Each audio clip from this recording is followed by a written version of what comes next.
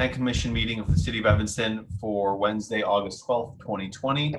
First order of business is determination of a quorum. Ms. Jones, if you can call the roll, please. Commissioner Draper? Here. Commissioner Halleck?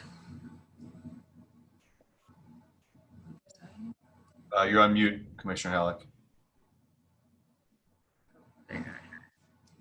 Here. Commissioner Hugo? Here. Commissioner Johnson? Here. Commissioner Lindwall? Here. And Commissioner Westerberg? Here. And Chair Isaac? Here. All right, we have a quorum. Thank you. Next order of business is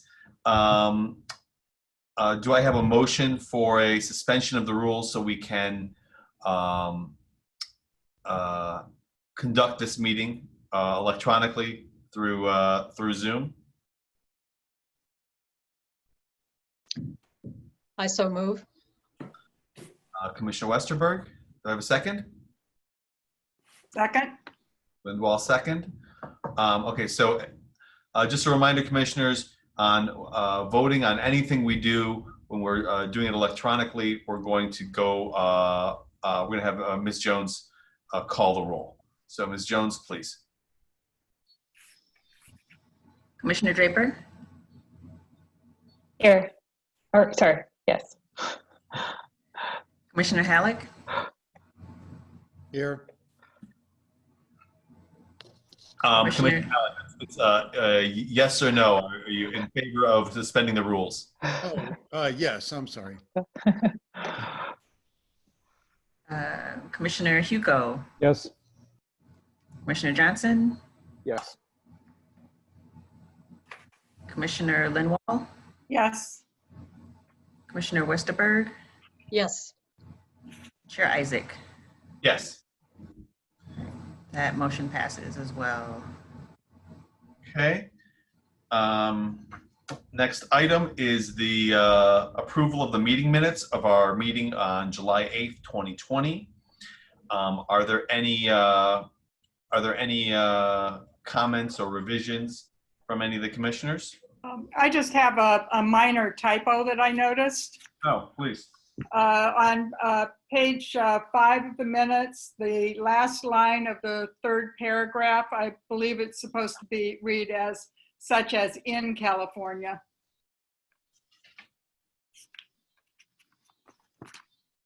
Instead of I, California. Yes. Very good catch. Thank you, Commissioner Lindwall. Any other comments or revisions? All right, hearing none. Do I have a motion to approve the minutes as corrected by Commissioner Lindwall? Motion to approve the minutes as amended. Okay, Commissioner Halleck, do I have a second?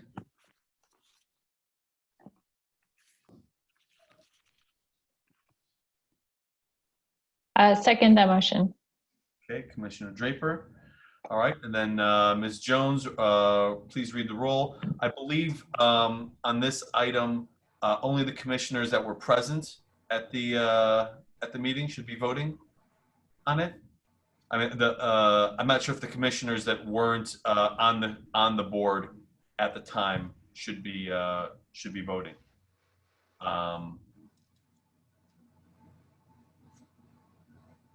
Okay.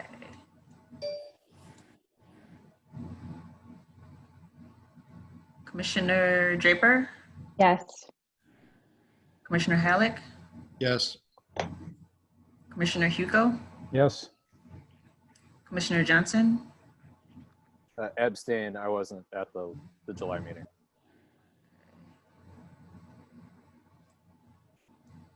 And that leaves Chair Isaac. Yes. All right, the minutes are approved. Moving on to our next item. This is 20 PLND-0047, a text amendment for accessory dwelling units. Mr. Mangum or Ms. Jones, who's going to be presenting the updated recommendations? Sorry. Mr. Mangum? I will present that. Just one second while I get my screen available for sharing.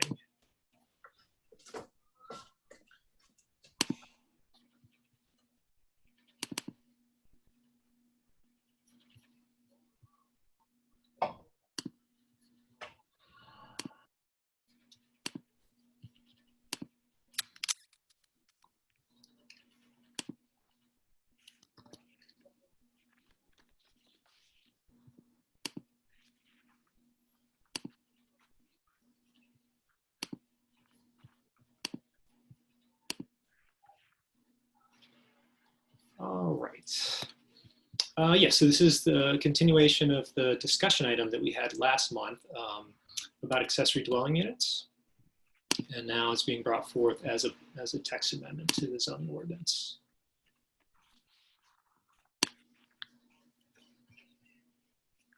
So there's a little bit of background. In April 2018, the coach house definition was revised. This is the first step in revising our accessory dwelling unit ordinance as we've been working on this. That was done to clarify that tenants of a coach house may be unrelated to the owners of the principal residential structure. Since then, there have been several other changes that have been approved. Further revisions to the definition, primarily to allow an accessory, coach house is accessory to any primary residential structure. Also, addition of regulations regarding to setbacks, roof types, and heights of coach houses. And then revision of parking requirements to eliminate requirements for parking depending on the location or affordability criteria.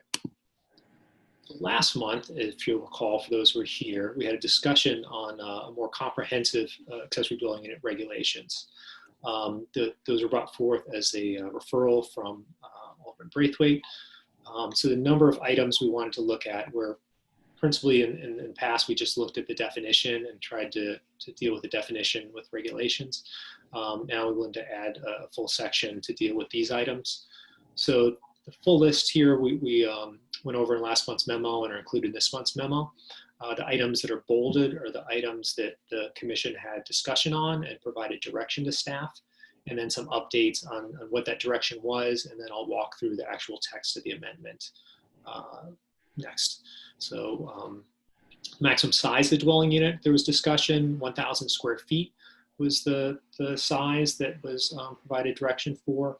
And then additionally, the circumstance came up where if there were a level of the building, say a basement that was 1,500 square feet or 1,200 square feet, that may be difficult to limit that size of the ADU within that basement to 1,000 square feet. It may be difficult, depending on the building type, to divide up that space.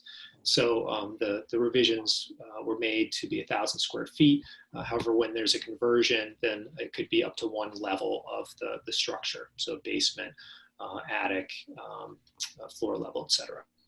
Also maximum lot coverage. We talked about building lot coverage, not counting for open parking. There's no structure or building there. So that change is made and will be shown. Limiting the maximum height to 2 stories, to not require off-street parking, however, not to allow reduction of existing parking for the principal building that's already on the site before the addition of the ADU. And then the commission believed that there should not be a change to the existing code requirement of a 10-foot separation between a principal structure and an accessory dwelling unit for a detached ADU. So as we get into the details, the items that are stricken through would be removed and the underlined would be added text. So here's cleaning up the existing coach house definition, taking out some of those regulations and requirements that are going to be put into the code, the new section, and then creating a new all-encompassing definition for an accessory dwelling unit, of which a coach house would be one type when it's a detached and associated with a garage. So mentioned parking, there'd be no parking required for an accessory dwelling unit. And then here's the building lot coverage text, which shows up within each of the residential zoning districts. So this would be in the R1 through R6. There's this basically the same language. The maximum lot coverage, the 200 square feet for each required parking space, that would be removed. So there would be no 200 square foot of building coverage if there's not a building that's actually covering the parking space. And for the height, our existing code looked at height for flat roofs differently than sloped roofs. So we kept that same structure. So the height not to exceed 20 feet for essentially a flat or mansard roof, and not to exceed 2 stories, whichever is less. And then for garages and coach houses, and then later, as we'll see for detached accessory structures or ADUs, it would be limited to 28 feet in height for that sloped roof, but again, not to exceed 2 stories, whichever is less. And here, we took the opportunity to create some parity in requirements so that they would be the same whether you're in a historic district or not in a historic district. So just be that one height limit that would apply to garages, coach houses, and also detached accessory structures. And then 6-4-6-10 is the new code section dealing with all these regulations. So states the ways that an ADU may be created. So new construction, alteration of existing structure, addition to an existing structure, or conversion of an existing structure to an ADU while constructing a new principal structure on the site. A limitation, there's 1 ADU permitted per lot. There's no minimum lot size. It could be created on any lot. Again, the maximum size that all ADUs should be smaller than the largest primary dwelling unit on the lot. So it does remain accessory to that primary structure. And then limiting 1,000 square feet for the detached. However, that exception that if it's being created, internal or attached ADU is being created through the altering of existing structure, it may exceed 1,000 square feet of floor area, but the floor area should be limited to not more than one level of the existing structure. And again, that's dealing with, for example, a basement, a story, or a half story. The building lot coverage and FAR, so there's nothing different for an ADU. And then the yard requirements that are the same for all accessory structures. So refers to that section of the code. Again, for the maximum height, keeping that height the same for an ADU as a detached ADUs for a coach house or garage, that 28 feet for a sloped roof, not more than 2 stories, and 20 feet, not more than 2 stories for a flat roof. Off-street parking, again, the parking is required. However, existing parking for the primary residential structure shall be maintained or replaced. These design standards that we talked about last time as well. Sort of minimal designs. We don't do design review in Evanston on single family or 2-family structures.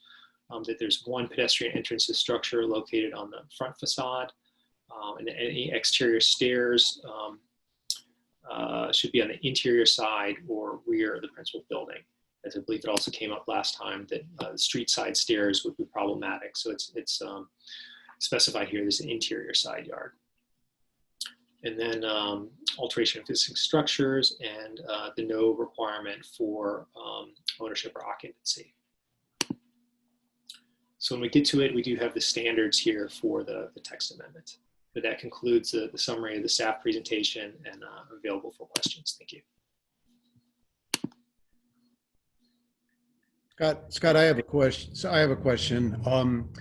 Is there a definition for, I mean, it says that the, under ownership and occupancy, there is no requirement the property owner reside on the property, but is there a definition of whether the occupants have to be a single person or 2 unrelated people or a family or 2 families, or is it defined that way anywhere?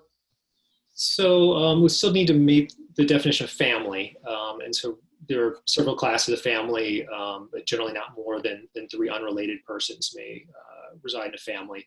So it'd be per dwelling unit, not per site. So there could be 1 family meeting our definition of family within both the principal structure, and then could be another family within the accessory dwelling unit. So that's part of the ADU definition. Let me double check that if it's specifically in there.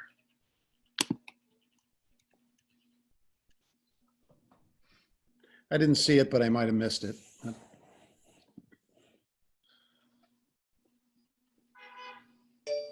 It's a good point. We could look at that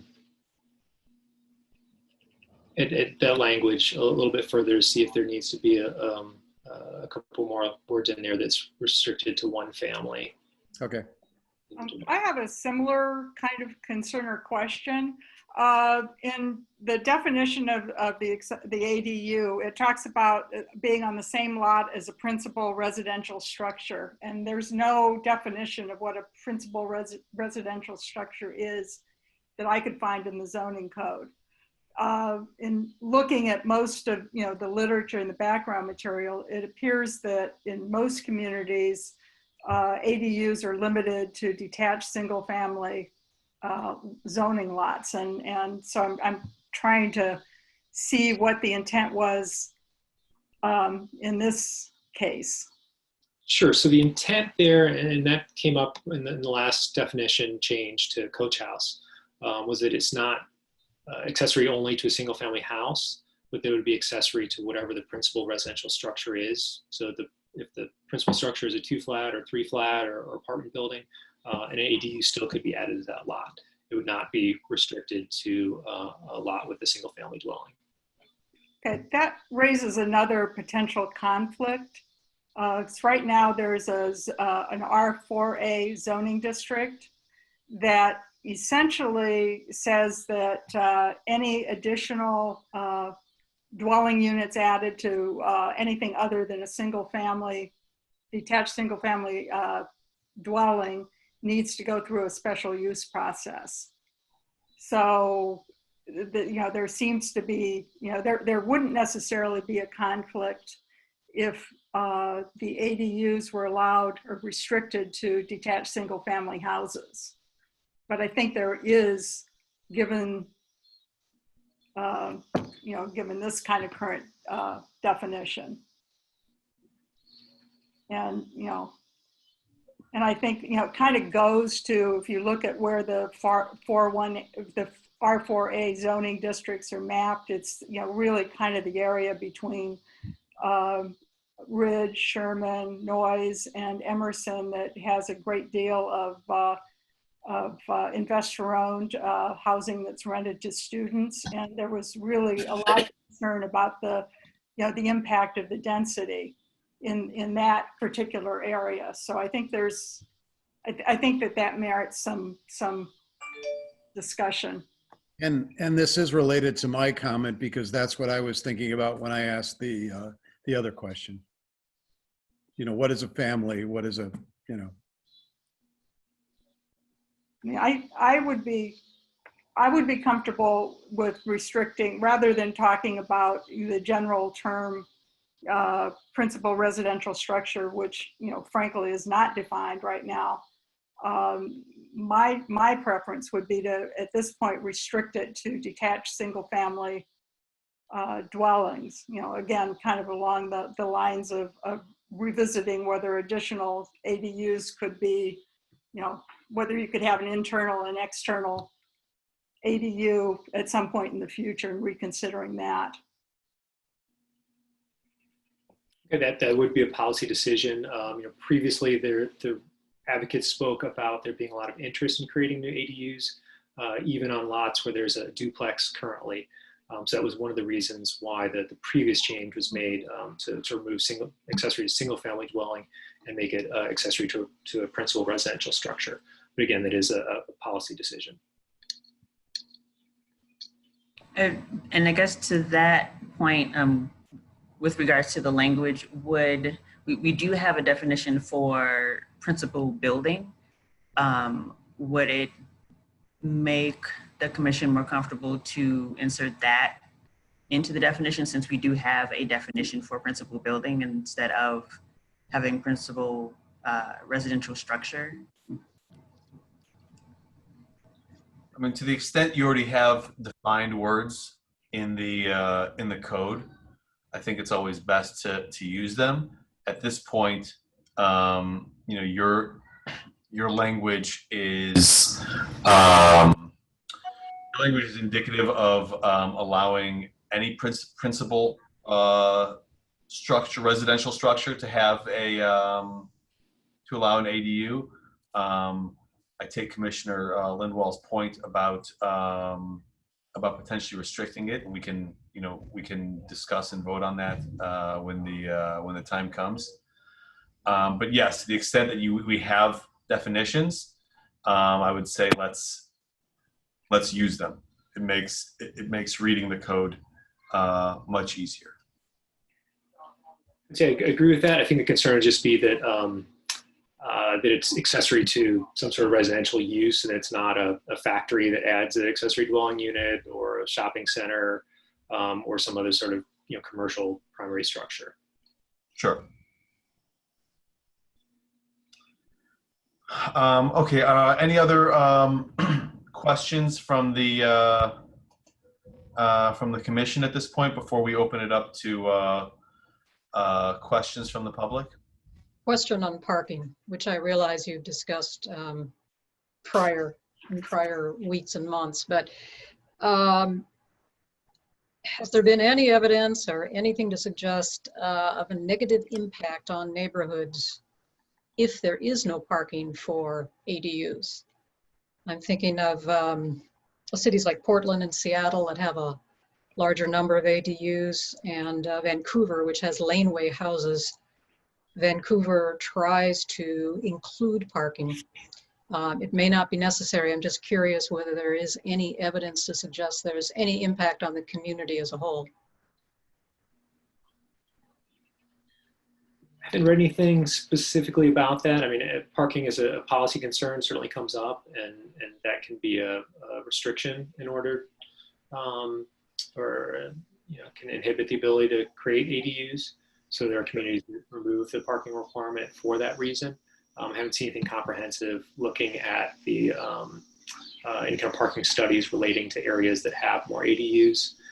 Some of that is that ADUs are kind of built in a scattershot way that, I don't know if we've seen in other places heavy concentrations within a single block or two single blocks of ADUs. So you'd consider it minimal impact, if any, from what you've seen? I haven't seen any impacts, any writing about heavy impacts of parking as a whole. Okay, Commissioner Johnson, you have a question? Yeah, I had a question for Mr. Mangum. I just wanted to make sure that my understanding of the section about lot coverage was correct. So the proposed text amendment does not permit an increase in lot coverage by buildings and pervious surfaces should they have an ADU on that parcel. Correct. It would still apply to the underlying zoning district. So within the R1 needs to be limited at 30% building coverage and at least 45% impervious coverage. Okay. So there's no kind of like pervious surface coverage bonus whatsoever. Correct. That's not been contemplated at this point. Okay. Thank you. Mr. Mangum, I have one question. Does the staff have a position as to the potential for separating of ownership of a ADU and a principal residence or the principal residence? So a single family home that the owner then records a condominium declaration and turns the legally existing ADU into a separately owned unit, or a two flat that now becomes a condominium that has 3 units with two existing in the main building and 1 existing in the coach house, or even a garden unit ADU. What's staff's position on that? I don't know that we've looked at that extensively. That is a good point. I would say that small condominium associations can create issues. We're not able to kind of spread some of those costs among a greater number of participants. So that could lead to some issues in the future, I could see. So, but as far as a policy standpoint, is it staff's preference that ADUs be owned by the owner of the principal structure, or are you not taking a position as to the potential for separation of ownership amongst those two portions of a lot? I don't believe we've taken a position on that at this point, but I think those are good concerns, and I think it's a little bit easier when you have one lot that has common ownership for trying to stance and enforce property standards and some of those issues. Okay. With that, let's see. I'm going to try to pull up the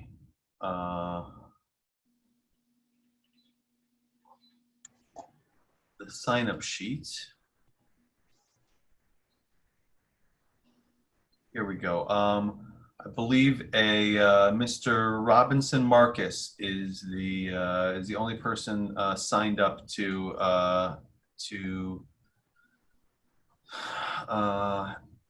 make a comment. At this point, we're going to have questions. So, Mr.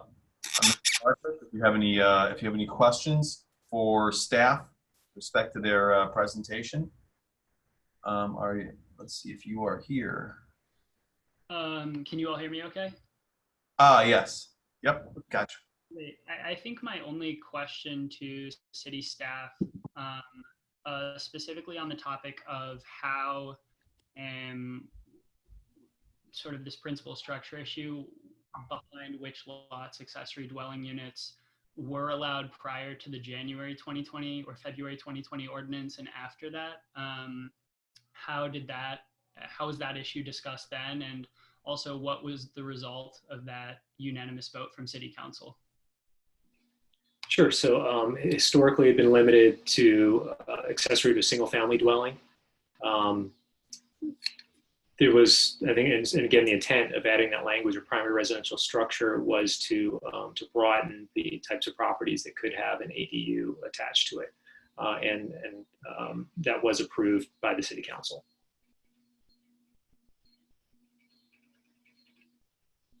Any other questions, Mr. Marcus? That is all. Thank you. Okay. Any other questions from anyone on the call with respect to this item? All right, hearing none. Is there any public Mr. Marcus, do you have any public comments you'd like to make with respect to this proposed amendment? I do have public comment to make. Thank you for asking. Yeah, I think with this ordinance, Evanston can further bolster its role as an innovative regional leader on issues of housing affordability and racial equity. Per the 2020 consolidated plan by City Council in April of this year, 40.1% of all Evanston households, that's owners and renters, are cost burdened or severely cost burdened. A cost burdened household is one that spends at least 30% of its monthly income on housing, while a severely cost burdened household is one that spends at least 50% of its monthly income on housing. And further connecting this with a very different issue of the advent of climate catastrophe before us in decades ahead, I think it's evident how we need to transform our use of natural resources in order to live together. And land is really the item and issue before us, which connects all of these problems. And municipalities have the power to determine land use through zoning. As Dr. Richard Kallenberg writes for the Century Foundation about exclusionary zoning, it not only segregates people by race and class, but it also artificially increases housing prices and hurts the environment. And as a way to address exclusionary zoning in our own community, I myself, Robbie Marcus, worker owner and co-founder of the Evanston Development Cooperative, fully support all of the text amendments put forward by city staff to expand ADU opportunities. And speaking specifically to this issue of whether or not to allow accessory dwelling units behind all principal residential structures, this was an issue that was considered in that January or February 2020 ordinance. I don't recall the date precisely, but prior to that ordinance, one could only build an accessory dwelling unit behind a single family home. And when carrying out research on that ordinance, the Evanston Development Cooperative quickly realized that a lot of the 2 flats that would be allowed to build accessory dwelling units, if not for the zoning code prior to that ordinance, were located in West Evanston. They were located in our Black and Brown communities. And so we did find that by allowing accessory dwelling units behind all residential structures, we were working towards a zoning code that didn't discriminate based on race.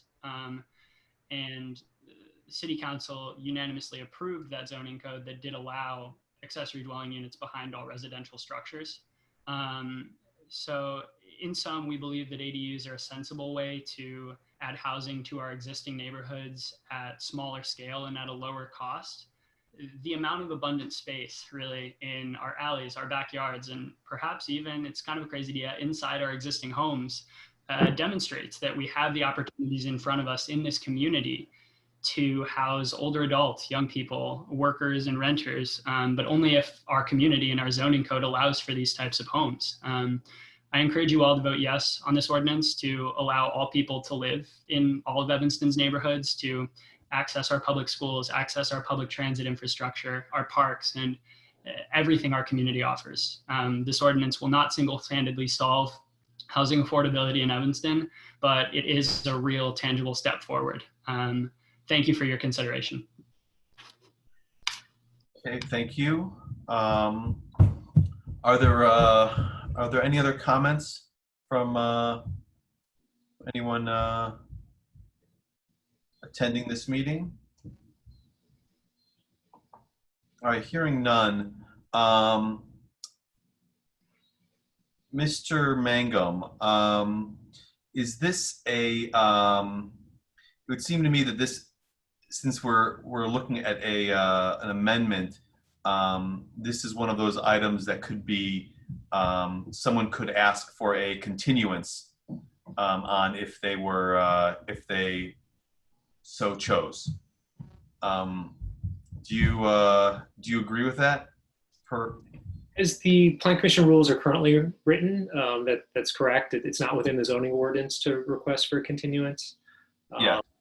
And I think that's later on in the meeting would clarify and hopefully deal with that discrepancy. But as currently in the rules, yes. Yes. Okay. So, is there anyone that, well, it would really be anyone that lives within the city of Evanston that would ask for a continuance of this meeting to a date certain? All right. Hearing none. We will no continuance, and we will move on with deliberation. Commissioners, at this point, do you have any questions for staff or any of the people that spoke with respect to this item? Please. Yes, actually. I'd like to ask Mr. Magnum, oh, hang on, I've got a phone ringing in the background, but hopefully it won't be bad. With respect to an accessory dwelling unit within the R4A district, how would that work? Would it, since there is a prohibition against expanding the number of residential units without a special use?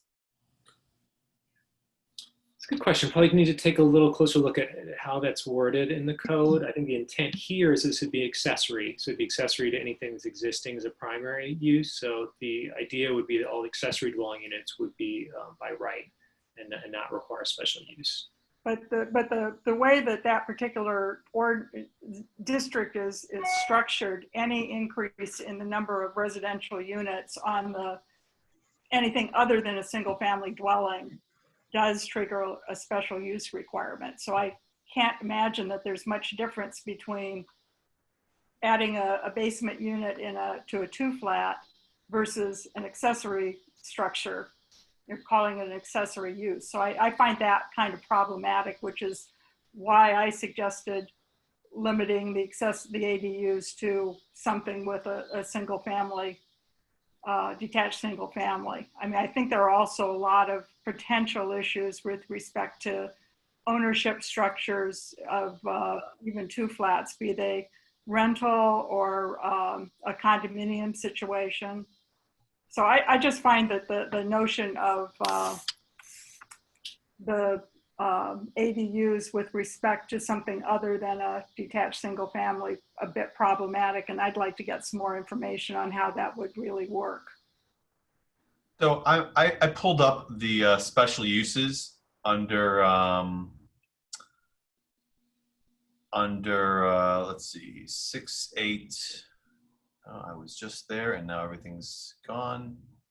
Give me a second here.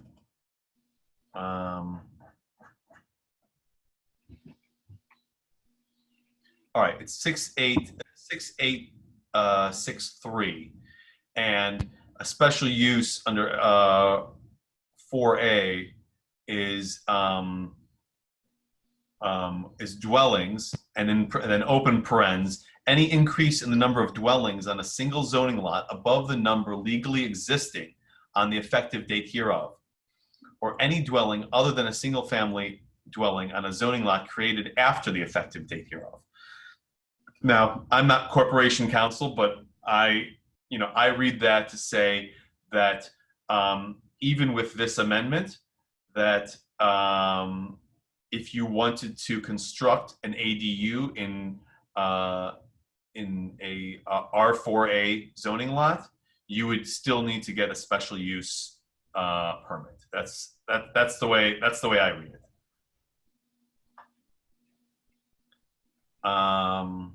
All right. Any other questions or commentary from the commission?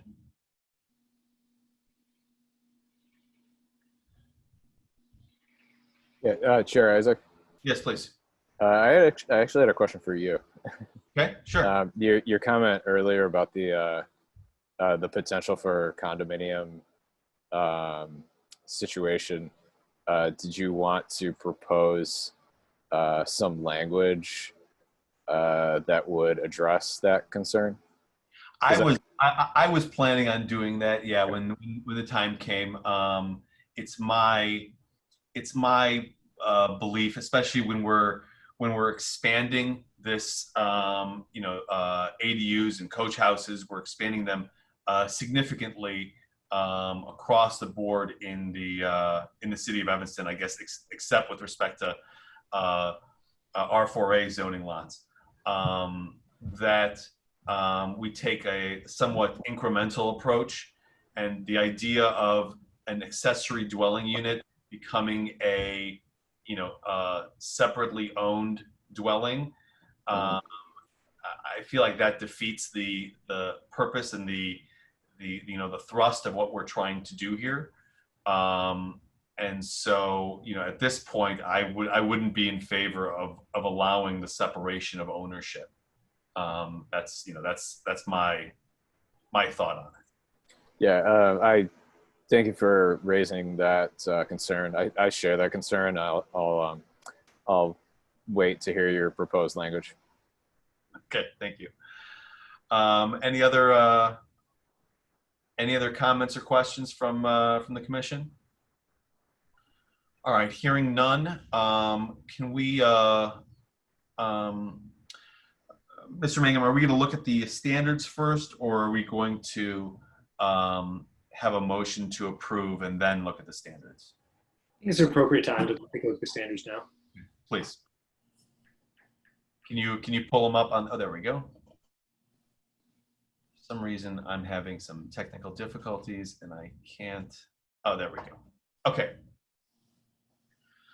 All right, so whether the proposed amendment is consistent with the goals, objectives, and policies of comprehensive general plan as adopted and amended from time to time by the City Council. Well, I'll say that I don't believe that there's been any testimony or evidence to show that it's not consistent.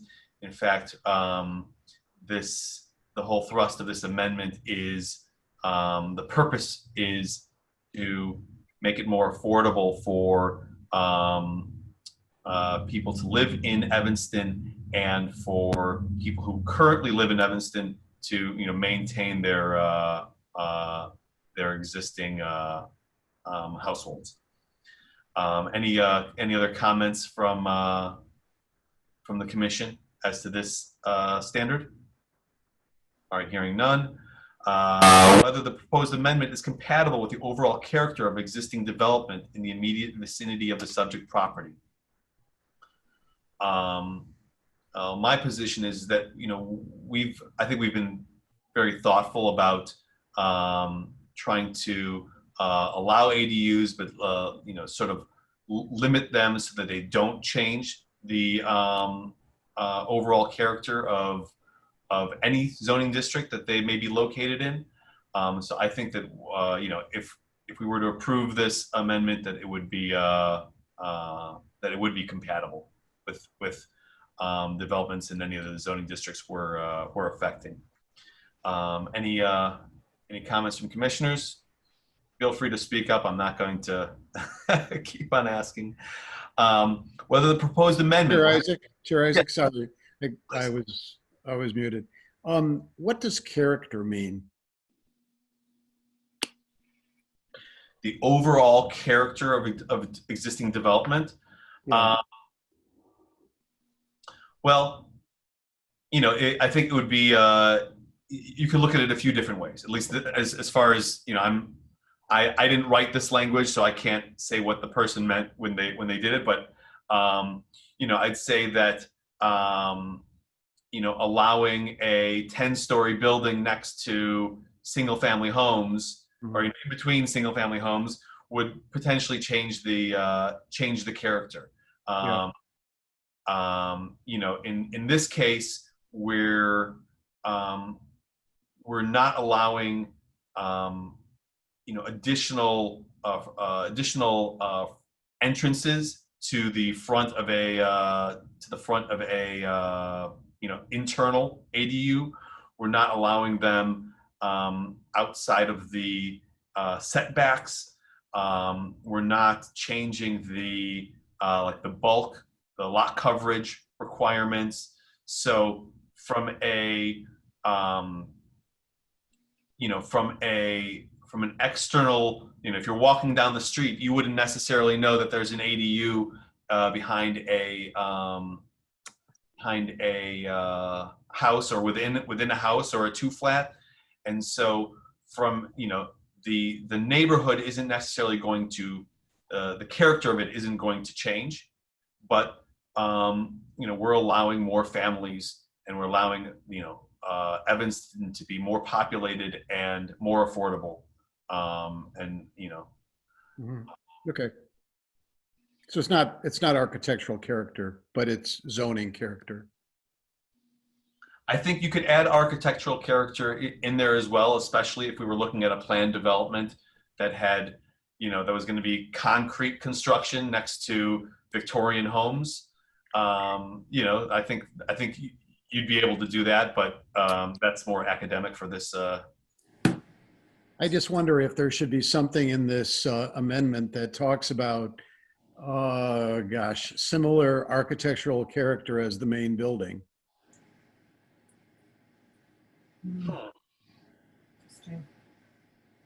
I'm not sure. Like, I'm not an architect. I know that when I've considered putting additions onto my house, or putting in a garage or something, I've asked architects, and they've said, well, your normal inclination is to make it look exactly like, to make it match, but a lot of times you can't make it match. And so, one thing to do is to just say it's going to look different, and that ultimately will look better, instead of trying to make it match and failing. I don't know if this is the appropriate place to make those decisions. It might not be the appropriate place, but what I thought about was if it's a Victorian house and someone puts up a 2-story concrete block, flat roof, accessory dwelling, and it doesn't go through any reviews, and this gets repeated because it's cheap, that would not be good. So, If it's in a historic district, well, either way. they'd still have to, I think, get approval because they're constructing something new within a historic district. Yeah. But if it wasn't an accessory dwelling unit, the person just wanted to put storage up there, and they wanted to build a 2-story garage and have parking lifts inside their garage. So they could put 4 cars inside of what would otherwise be a 2-car garage. I don't think there's anything stopping them, and they could make it as horrendous looking as they wanted, and it wouldn't, no one could say anything about it. Yeah, I suppose you're right. Yeah. I suppose you're right. I'd like to, I think that the development character really is kind of, it talks toward setback requirements and the overall character of development. And, now if somebody, wanted to, tear down a house that was not in a historic district and build a concrete block replacement, they could, as long as it met the zoning and building requirements. So I think it's really kind of the character and feel. Yeah. So I think that, and we've got a lot of neighborhoods that have very mixed architectural styles and actually building types. I was just thinking, one of the other things that we've got is we've got a lot of 2-family and small apartment buildings that are in the middle of single-family zones now. Mm-hmm. So Okay. there's quite a varied character. Sorry, I raised it. I understand. Not at all. More is more. Whether the proposed amendment will have an adverse effect on the value of adjacent properties. Well, since this affects all residential properties, I suppose you'd say that that the only potential would be for commercial properties to have an adverse effect, and I can't really think of any adverse effect on commercial properties by this amendment. The last is the adequacy of public facilities and services. There's been no evidence that the public facilities and services are would not be sufficient to allow for these ADUs. Is there another slide, Mr. Mangum? Those are all the standards. Okay. With that, is there any further discussion from the commission? Hearing none, do I have a motion to approve the text amendment to the zoning code as outlined and written by staff?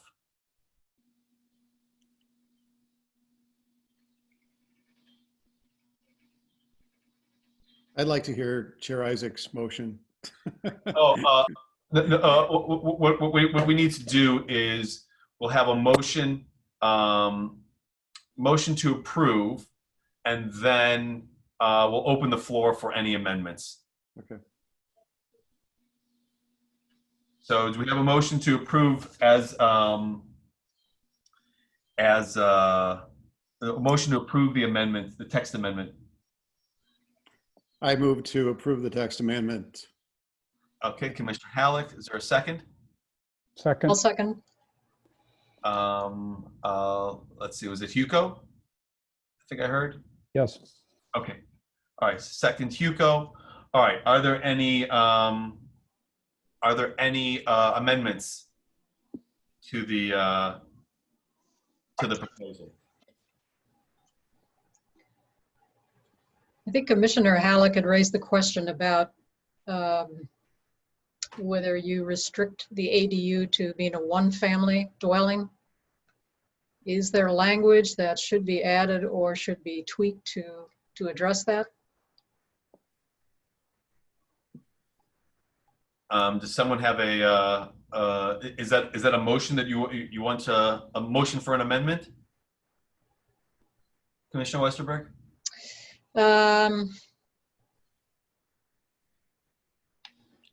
Good question. I don't know the language, but yes, I'll make a motion to amend the language so that the ADU is a one-family dwelling.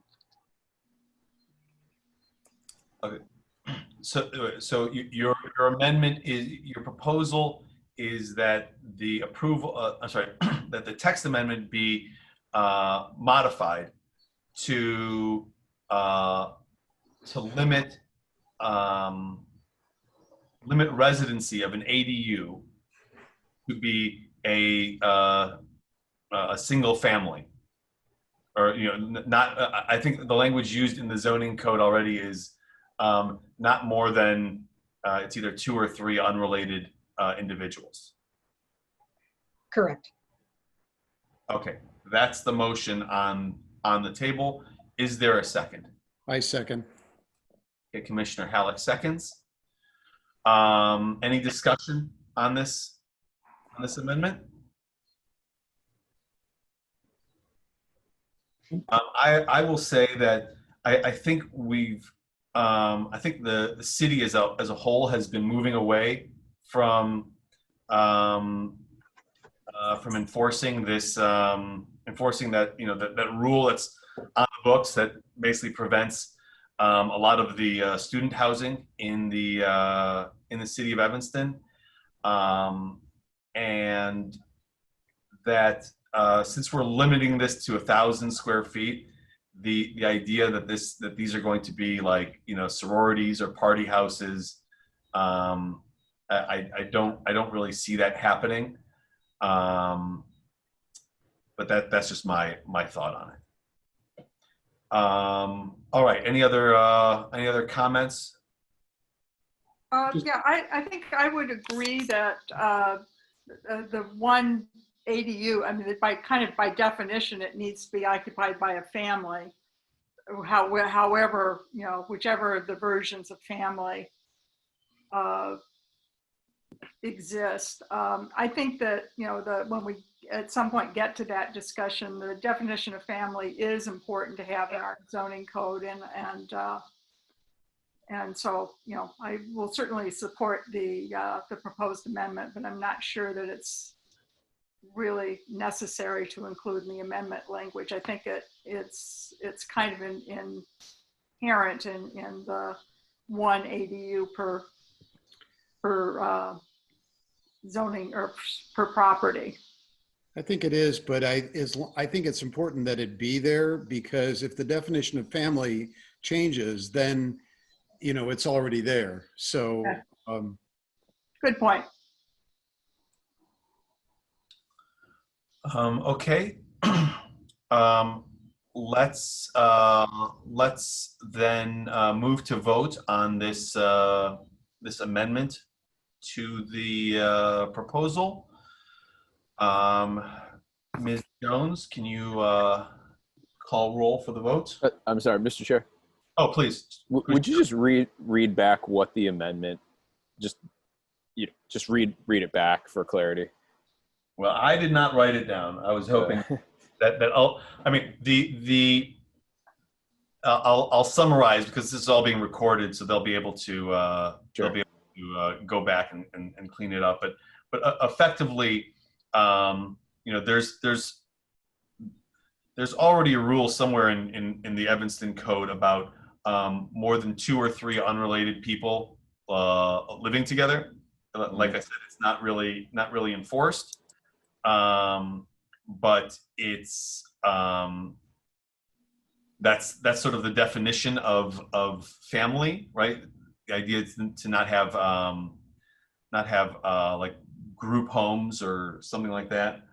And so the amendment would restrict ADUs to effectively a single family unit, so that there couldn't be more than 2 or 3 unrelated individuals living within an ADU.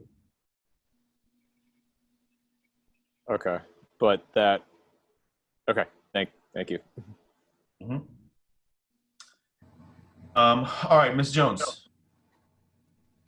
Okay. Commissioner Draper, Yes. Commissioner Halleck, Yes. Commissioner Hugo, Yes. Commissioner Johnson, Yes. Commissioner Linwall, Yes. Commissioner Westerberg, Yes. Chair Isaac. No. No, okay.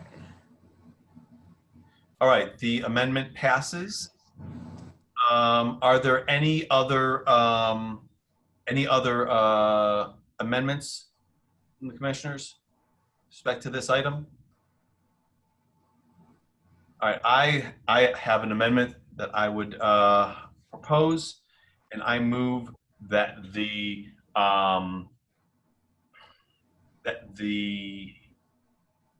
that we include a requirement or a prohibition from ADUs being, well, let's say a requirement that an ADU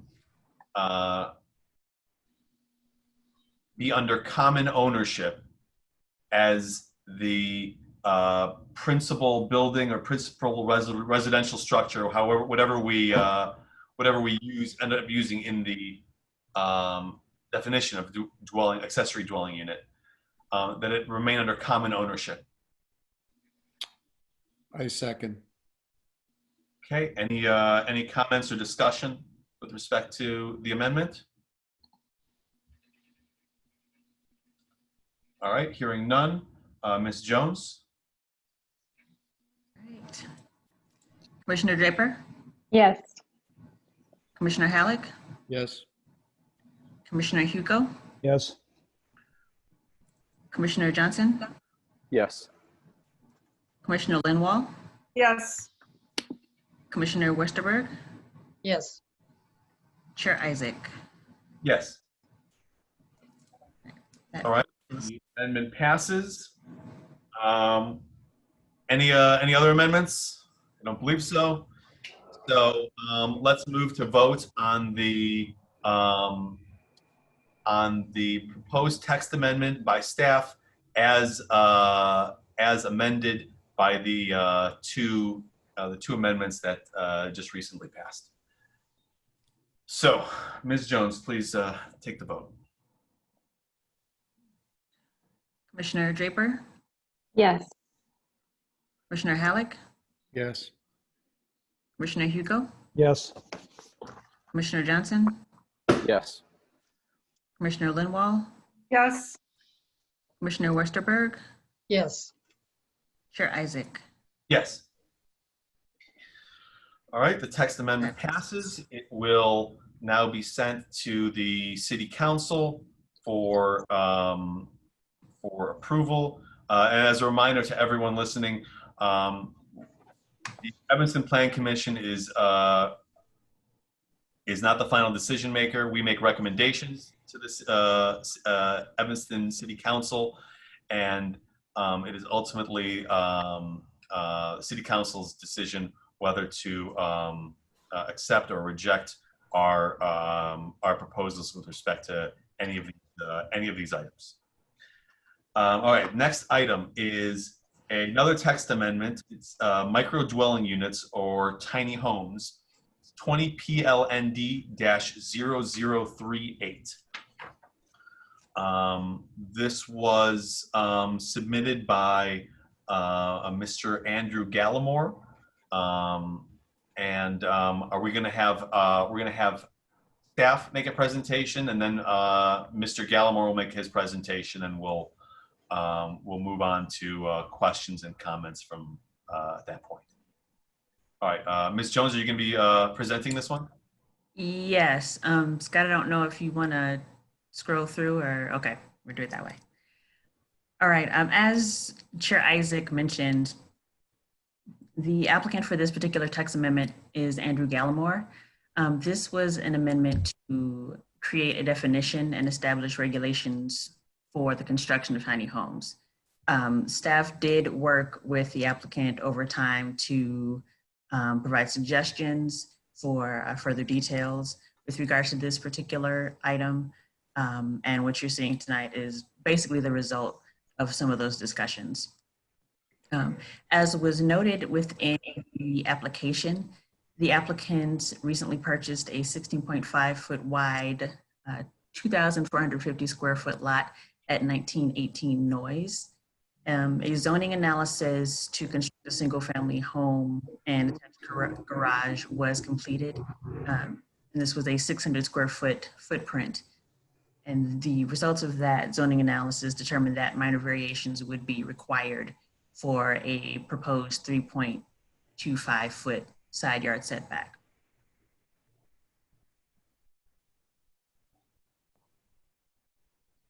So with regards to what is proposed, we will be proposing a new definition for micro-dwelling units as principal use, create a new section that details the bulk standards and parking regulations, and establish a special use for variations or multiple structures for micro-dwelling units for development. Specifically, we would be creating a new definition for micro-dwelling unit, which would be a small residential building with a ground floor area of 500 square feet or less, containing not more than one dwelling unit entirely surrounded by open space on the same lot. With regards to this definition, specifically for the name micro-dwelling unit or tiny homes, we have had a pretty good amount of discussion regarding that name.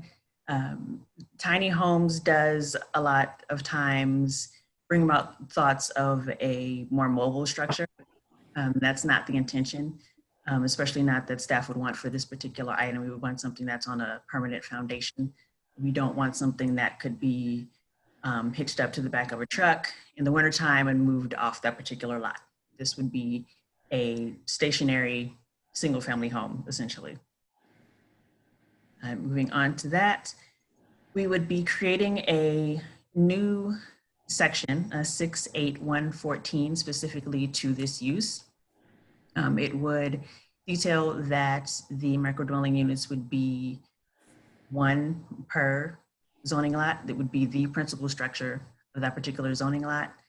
As mentioned briefly before, if there are any proposals for multiple dwelling units on a particular lot, that would be a special use. Also, with regards to the bulk regulations that will be reviewed shortly, if there are any further variations or deviations from that, that would then create a special use. So at that point, that particular proposal would have to go to the Zoning Board of Appeals and then City Council for approval. And as is mentioned here, that does actually detail that a little bit more with regards to what that special use would be. Next slide. Now, these are the proposed bulk regulations and setbacks. Since this would be the principal structure, we would be keeping the same setback, the front yard setback for this particular item. The side yard, if it's on a street, would be 10 feet with no parking permitted in that area. And the side yard setbacks would be 3 feet. So similar to something that would be the size of an accessory structure. These are the similar setbacks for that. Maximum building height, would be proposing that it not exceed 28 feet, measured from grade to the highest point of the structure, or 2 stories, whichever happens to be less. And for building lot coverage and impervious surface coverage is proposed to match the existing percentages of whatever zoning district is underlying that.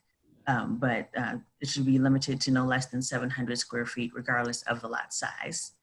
And just as kind of a housekeeping item for section 6416 that specifies the number of buildings that can be on a zoning lot, we'd be again stating that it'd be only one dwelling permitted per zoning lot, regardless of the size, width, shape of that particular structure or the zoning lot in all residential zoning districts.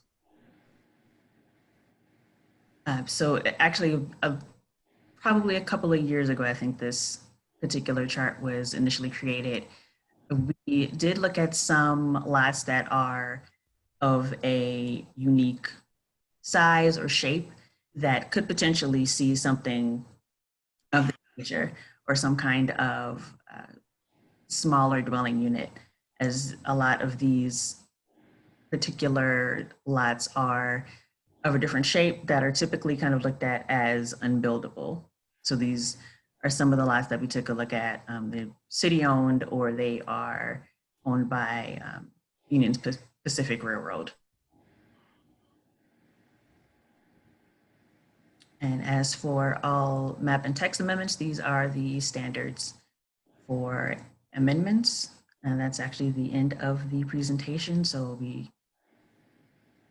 So commissioners, there's going to be plenty of chances for questions, but at this point, do you have any questions for Ms. Jones? I have a question. Please, Commissioner Johnson. Thanks, Chair Isaac. Ms. Jones, you mentioned at the start of your presentation about mobile homes. Is there any language under consideration that would expressly prohibit micro dwelling units from functioning as a mobile home? For this particular text amendment, we don't have, I believe, anything that's specific, that specifically and explicitly states that. Yeah. That could be added. We do separate recreational vehicles and items of that sort from this particular type of use. But if it's something that is important, we can add something that specifically states that's non-mobile in nature. Thanks. Ms. Jones, what's preventing someone today from putting a mobile home on an otherwise compliant zoning lot? Well, the way we consider mobile homes are recreational vehicles, I don't believe that's actually explicitly allowed as a regular dwelling unit on a typical zoning lot. Okay, so I mean, if that type of structure or that type of dwelling is already not allowed for our zoning code, it seemed to me that it also wouldn't be required, it wouldn't be allowed here, even though we're allowing for smaller units, right? If a mobile home is not allowed on a Evanston zoning lot, I don't see any of the language in here changing that.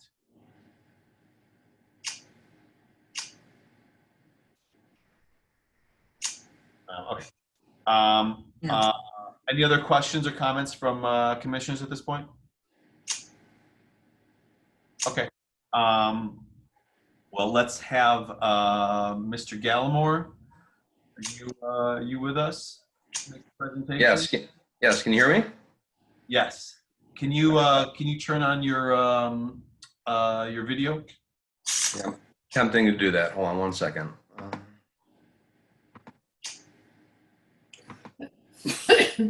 Doesn't seem to want to let me do that. Okay. Let's go right ahead. Okay. Oh, here we go.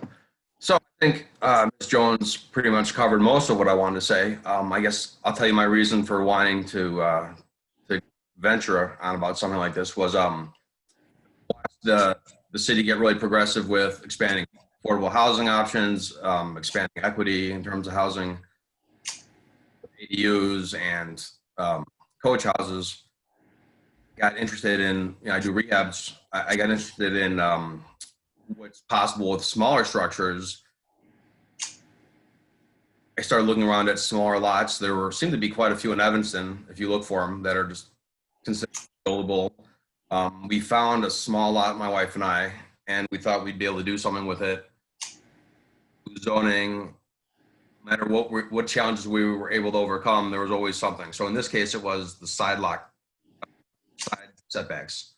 Otherwise, we were able to or something that would work on the lot. And every other lot we looked at had something similar. If it wasn't that, it was parking, or there was always some issue. So what Melissa suggested was, instead of just variance for my particular lot, that the most equitable thing to do would just be to get something more comprehensive for other lots that might be in the same situation. So we first decided, well, what will we define as like a starter house or a micro house? And 700 square feet was what was talked about, and I think we settled on 500. And then we looked at the coach house regulations and said, well, you know, anything that we could apply to that is probably similar to what we're trying to do. And so we looked at having similar heights, similar setbacks, and things of that nature in terms of the requirements as coach houses. A lot of my reasoning for getting involved in this was because I do have older brother with special needs, and I know it always kind of weighs in my parents is that, you know, his living situation in the future, he's high functioning and rather independent. So ideal for us would be to have his own space located in the area, and obviously affordability is an issue, and small enough for him to maintain, and was also an issue finding something where it could be a small affordable yard and not just a studio apartment somewhere.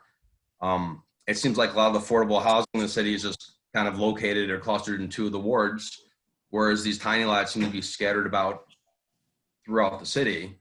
So the nice thing about that is if these were buildable, that it would open up, I think, more opportunities for people that have access to facilities and things that Evanston has to offer wouldn't necessarily be available to them. And that's really been a lot of my drive for that. So we did buy this lot. We did talk to zoning, and we're trying to figure out some way to make, you know, equitable housing affordable for people in situations similar to mine, or, you know, I guess everyone has their own reason for doing something like this. I think Megan, Ms. Jones covered most of the technical aspects of it, but I'm open to any kind of questions you might have about, you know, why I think this might be a good idea for the city. Okay, thank you, Mr. Gallimore. Any questions from the commission for Mr. Gallimore?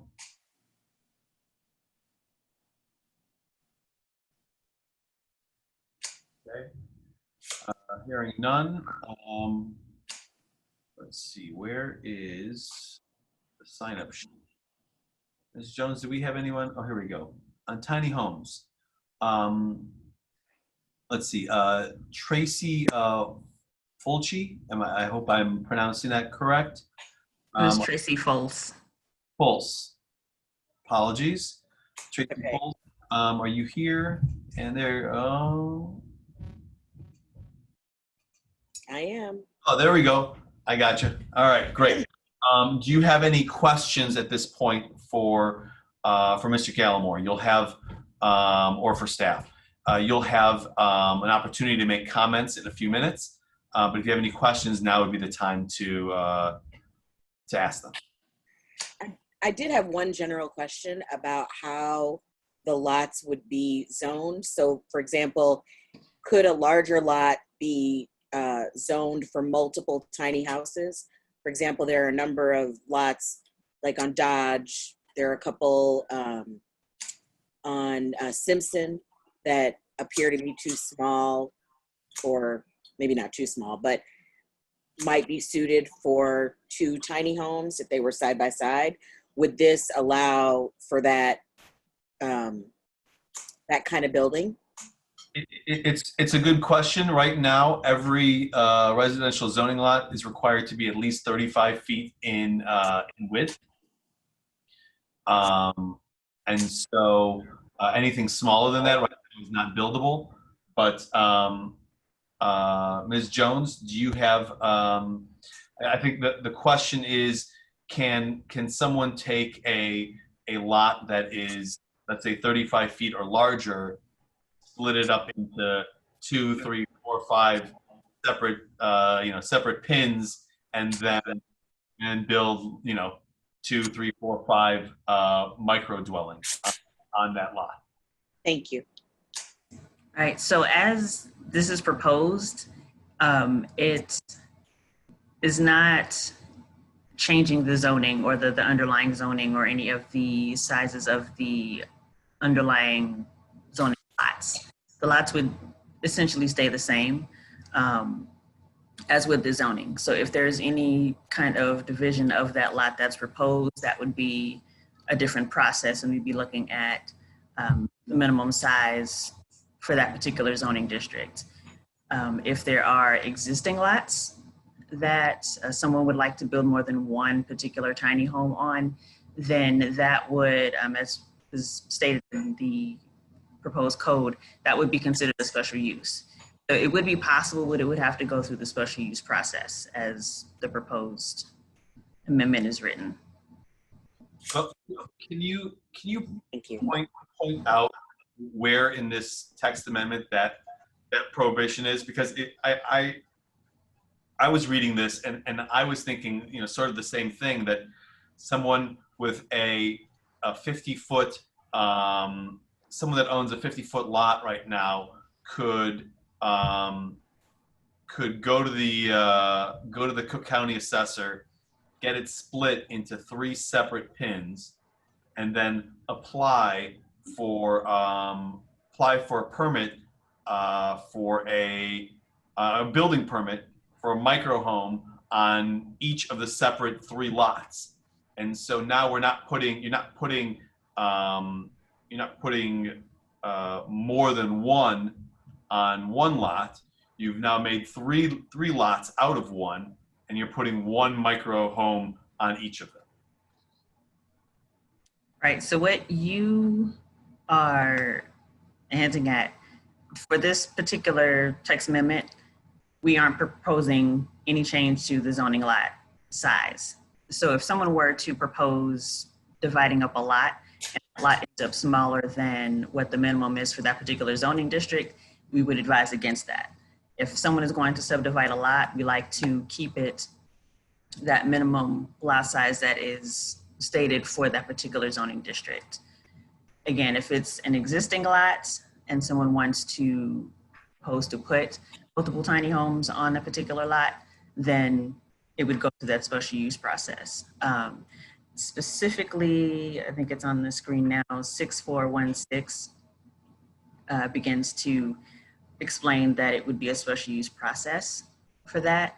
We want earlier sections in 68114, the new section that would be established would also state that it would just be 1 tiny home per lot, unless a special use process is gone through to permit multiple.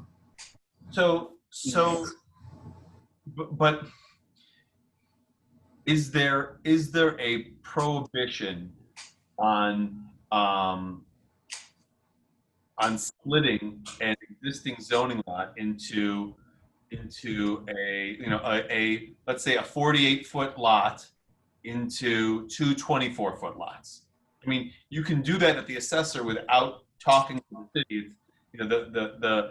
The tax for tax purposes, for property tax purposes, the assessor will split a property any which way you want, as long as you provide them with the fee and the appropriate surveys and approval from ownership. So someone can take a 48-foot lot and split it into 2 24-foot lots, okay? And right now, the zoning code says that I think across the board for all our districts, you need 35 feet. You need 35 feet of lot width.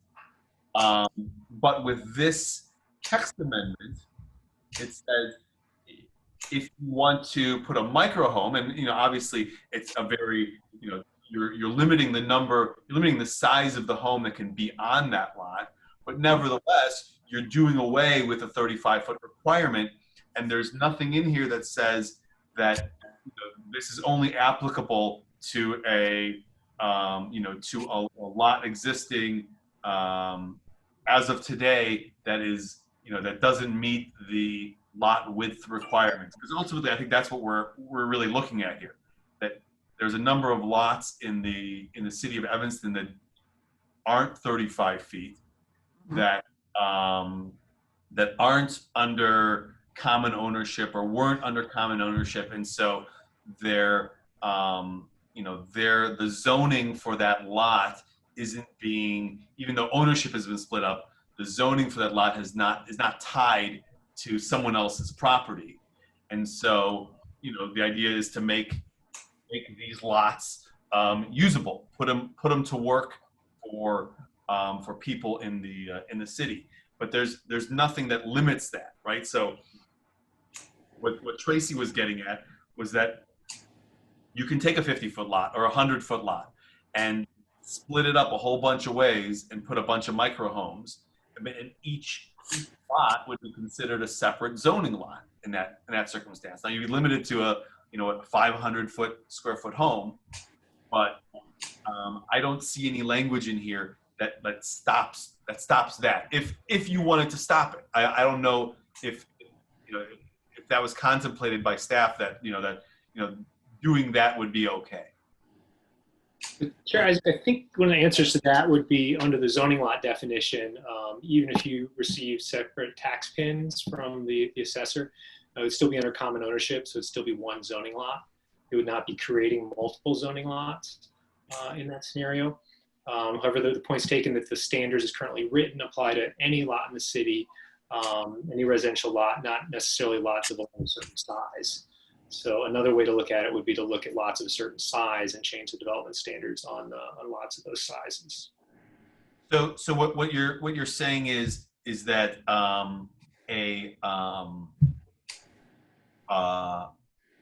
lot that's existing today that is, let's say, that's otherwise let's say 35 feet. It's a lot. It's a zoning lot right now that is on which something can be built. That in that circumstance, one could not split that into two, tax pins, and then ask for two micro dwellings to be constructed on it. You couldn't split those zoning lots into two. So it'd still be considered one zoning lot. So under the text amendment, by right, you can construct one 500 square foot or 500 square foot footprint, so up to 1,500 square foot house on that one zoning lot. And then there's a provision for special use that if you wanted to construct more than one of these, 500 to 1,500 square foot houses, you'd apply for special use to construct more than one on a zoning lot. Okay. All right. I have a question. I looked at the same provision, or was concerned about the same thing, and looked at the zoning ordinance, and I believe that you cannot, I wondered if you had, for example, a 10,000 square foot lot, if you could subdivide it so you have your 7,200 square foot lot in the single family zoning district, and you then would create a 2,400 or 2,800 square foot lot and put a micro dwelling unit on. And it appears that the zoning ordinance would not allow to create substandard zoning lots through that subdivision process. But the other thing that I noticed when I was looking at non-conforming lots, there's language that basically says that if a non-conforming lot was, if it existed before December 2nd, 1960, so we're going back 60 years, then it essentially is a buildable lot. But if that lot was ever in common ownership with an adjacent property since that time, then you can't build on it. So I think that non-conforming lot, there are several sections that refer to this, units or lots that existed as of December 2nd, 1960. And that's something that we, may need to consider, especially with respect to these substandard lots, because who knows what property ownership transpired in that, during that 60 years. Yeah, that would be up to the zoning administrator, right? When when someone submits a permit, it goes through zoning, and they determine whether that's that property has the zoning for what's being proposed by the building permit. Are there any other members of the public that would like to ask any questions at this point? Like I said, there'll be a time for comment in a few minutes. All right, hearing none. we'll move to public comment. And Ms. Folse, Ms. Folse, do you have would you like to make a comment with respect to this amendment? Sure. You make my last name sound much, much fancier than it is. So I appreciate that little elevation at the end. I actually really love the idea of tiny homes being allowed on lots that were, excuse me, previously unbuildable. And I actually like the idea of being able to subdivide lots into smaller lots for more affordable housing for small families. I think that would be good for the Evanston community, that people could perhaps stay in Evanston that otherwise wouldn't be able to afford it, and have pride of home ownership, which there is a difference, I think, between renting property versus being able to own your own home, be it small or not. So I fully support this, and I hope that the commissioners vote in favor. Okay, thank you. Any other comments from the public? All right, hearing none. Let's see, where is this? Second. All right, once again, I need to inform everyone that if you, again, this will affect the entire city. So if anyone has would like to request a continuance, if anyone would like to request a continuance of this matter, now would be the time to speak up. Hearing none, we will close the. We'll get past that part, but I do have a question for staff. I was reading through the amendments. I'm sorry, the ordinances that were attached to this item. I believe one's from California, and I forget where the other one. There's a St. Joseph and a I forget the other one. Doesn't matter. But one of them had a requirement that the lot be 30 feet wide, and the other one was 18 feet wide. And so I'm wondering, what's staff's position as to not including any width requirement, or otherwise, I guess even really a depth requirement, except as required by the setbacks. So I think as Commissioner Linwall alluded to, there's not really an unbuildable lot if a lot was created legally, and not in common ownership prior to 1960. So this wouldn't affect that. Anyone who has a lot now could attempt to build on it, either with variations or if this amendment were passed with a tiny home. Some of the municipalities looked at this as kind of creating tiny home communities. So I think the standards go more to if there was to be a subdivision process as part of creating that community, similar to how some places have RV parks or mobile home parks where there's common area, there's small lot sizes that'd be individually owned, and then common area or courtyard area, or amenity space or amenity areas that'd be under common ownership. So I don't think what we've looked at so far, although there are a variety of different models out there, looked at creating these kind of communities with the design standards that be built into some of those communities. I think that's where maybe some of the subdivision of smaller lot sizes might come into play. So can we talk about these the zoning lots that existed? So if I'm understanding this, if there's a zoning lot that existed prior to 1960, or December 2nd, 1960, and it's never been in common ownership with an adjacent parcel, then it is a buildable lot, right? That's what the code says. Correct. Now, functionally, it may be difficult to build a structure that meets the setback requirements of the district, lot coverage requirements of the district, et cetera. But someone can apply for variation to build on those.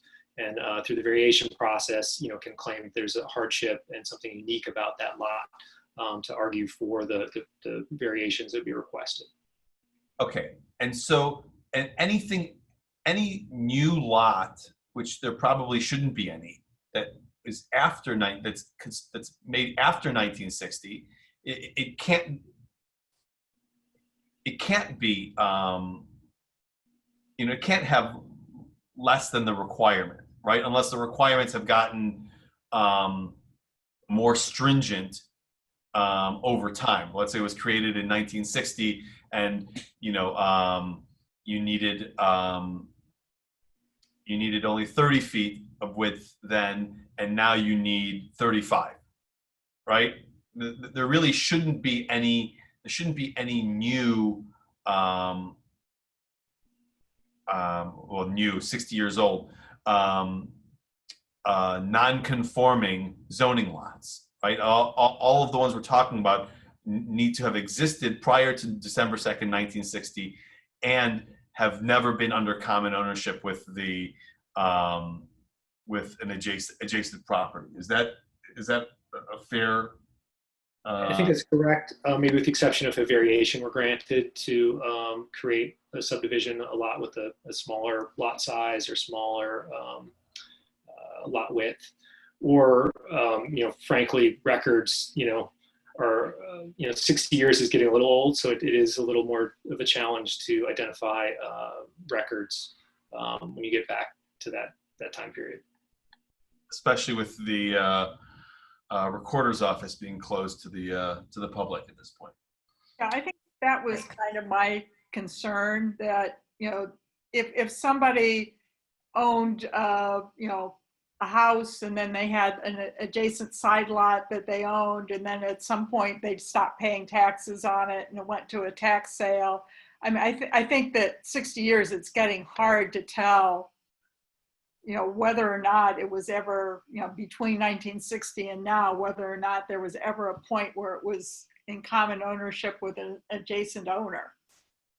And, so that's kind of a technicality that I am concerned that would preclude some of these small lots from being built on.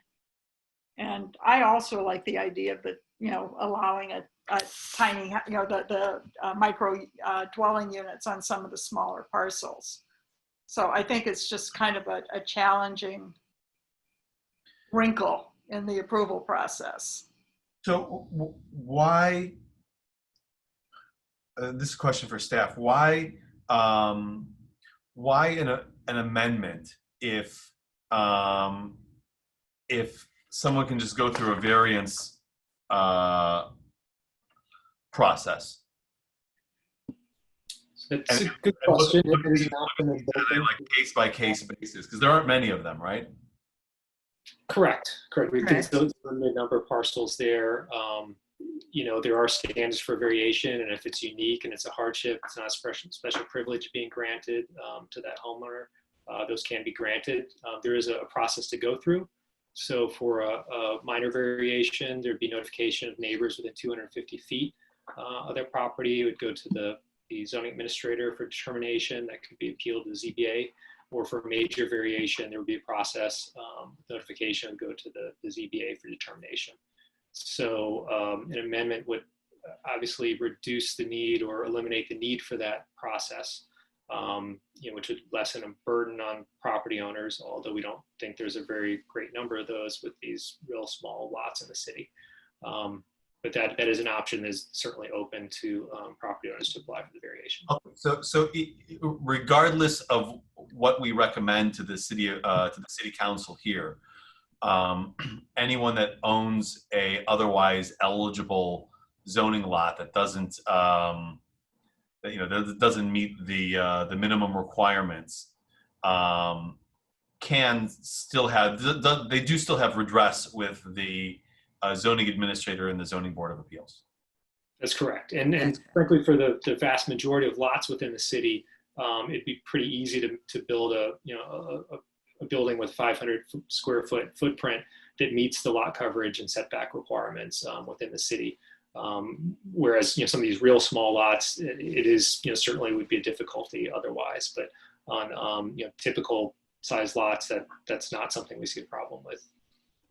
I think some of the concern would be the extent of the variation, even if it's a minor or a major variation.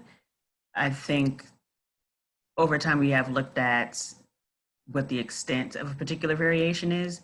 If it differs greatly from what is required, then proving that hardship can be a little bit more difficult, even if it is a smaller lot.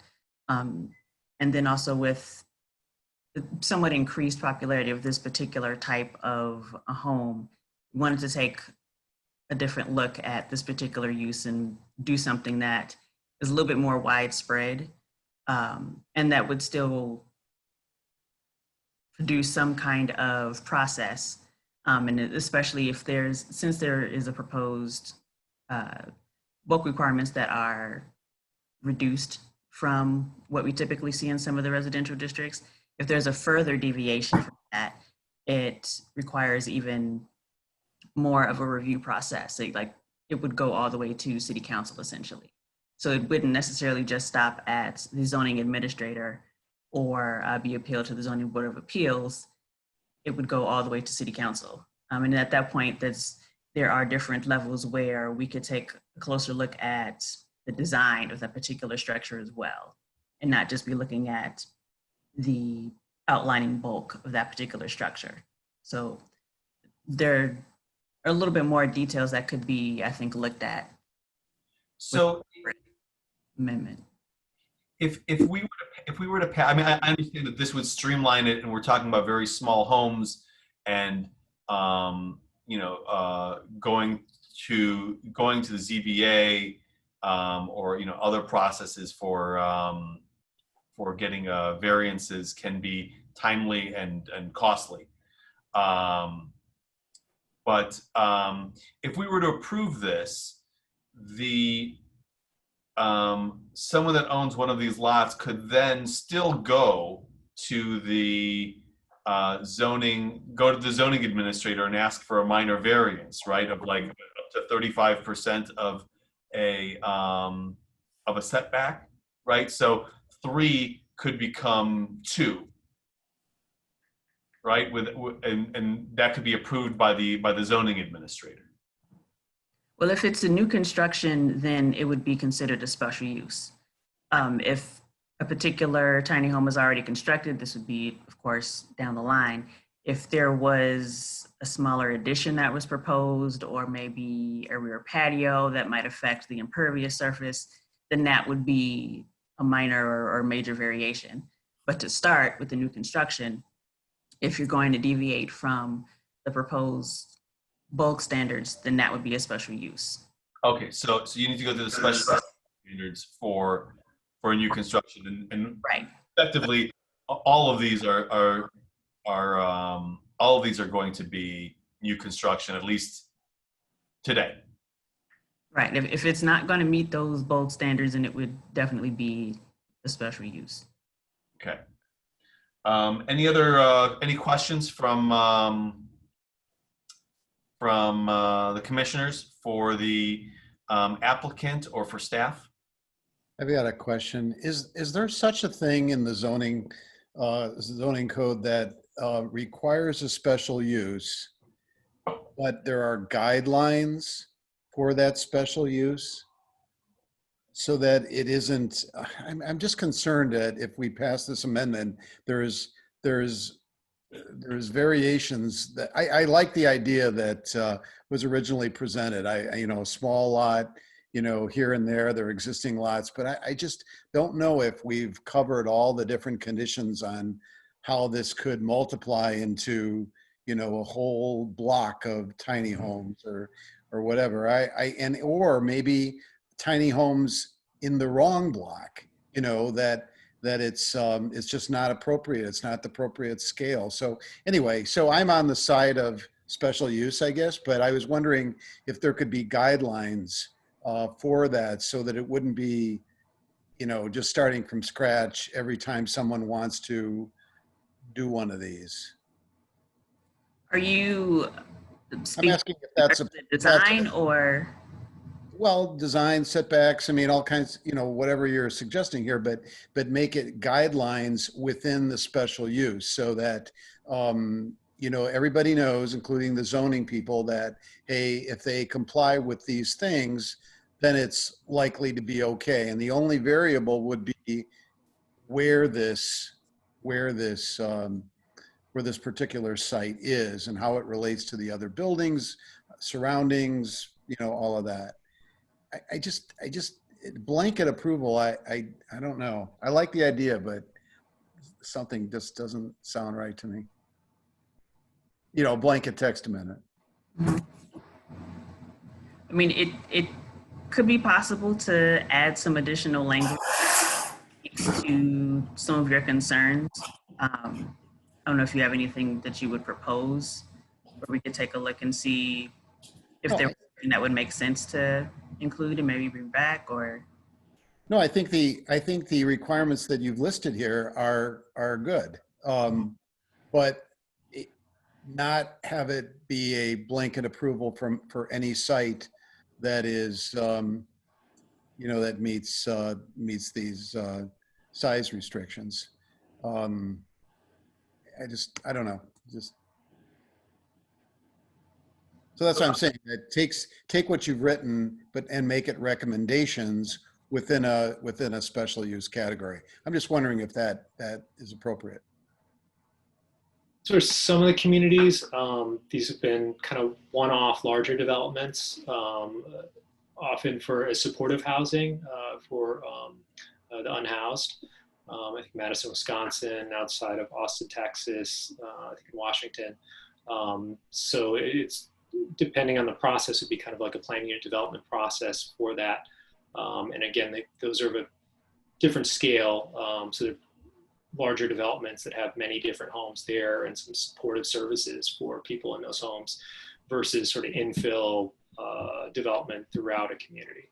But that's a different approach.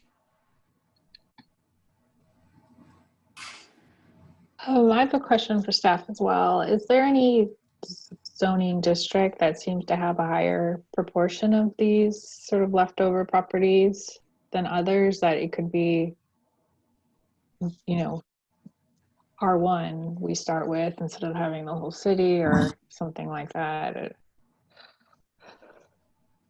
Well, the lots that we looked at, we didn't actually break it down by zoning district or haven't done a full comprehensive look at every single lot. That is something that might take some time to do, but. Sure. I'm wondering if you have some that are like these properties that are cut by railroads or something like that, or if they're in warehouse area, you know, industrial, and that'd be a place we could start to look at where infill would makes more sense than blanket across the city. Yeah, I think with the chart that was included that kind of started that particular process, that were some that were owned by the railroad or that owned that not regularly shaped. So we did start that process, but it's more controlled ownership and not a resident or someone else that owns that particular property. But that could be something else that we take a look at as well. So I have a few more questions that just came to mind. You know, if there's a lot out there that's 30 feet wide or 34 feet wide, we're still limiting the size of the house to be 500 square feet, right? Or at least the lot coverage to be 500 square feet and the impervious surface to be 7. That, I guess I just answered my own question. I'm going to stop right there. But the there's nothing in here about, you say that there's only one parking space required for a micro dwelling unit. But I believe the zoning code has that, 200 square feet of your allowable impervious lot coverage is for, is dedicated to parking, right? And so,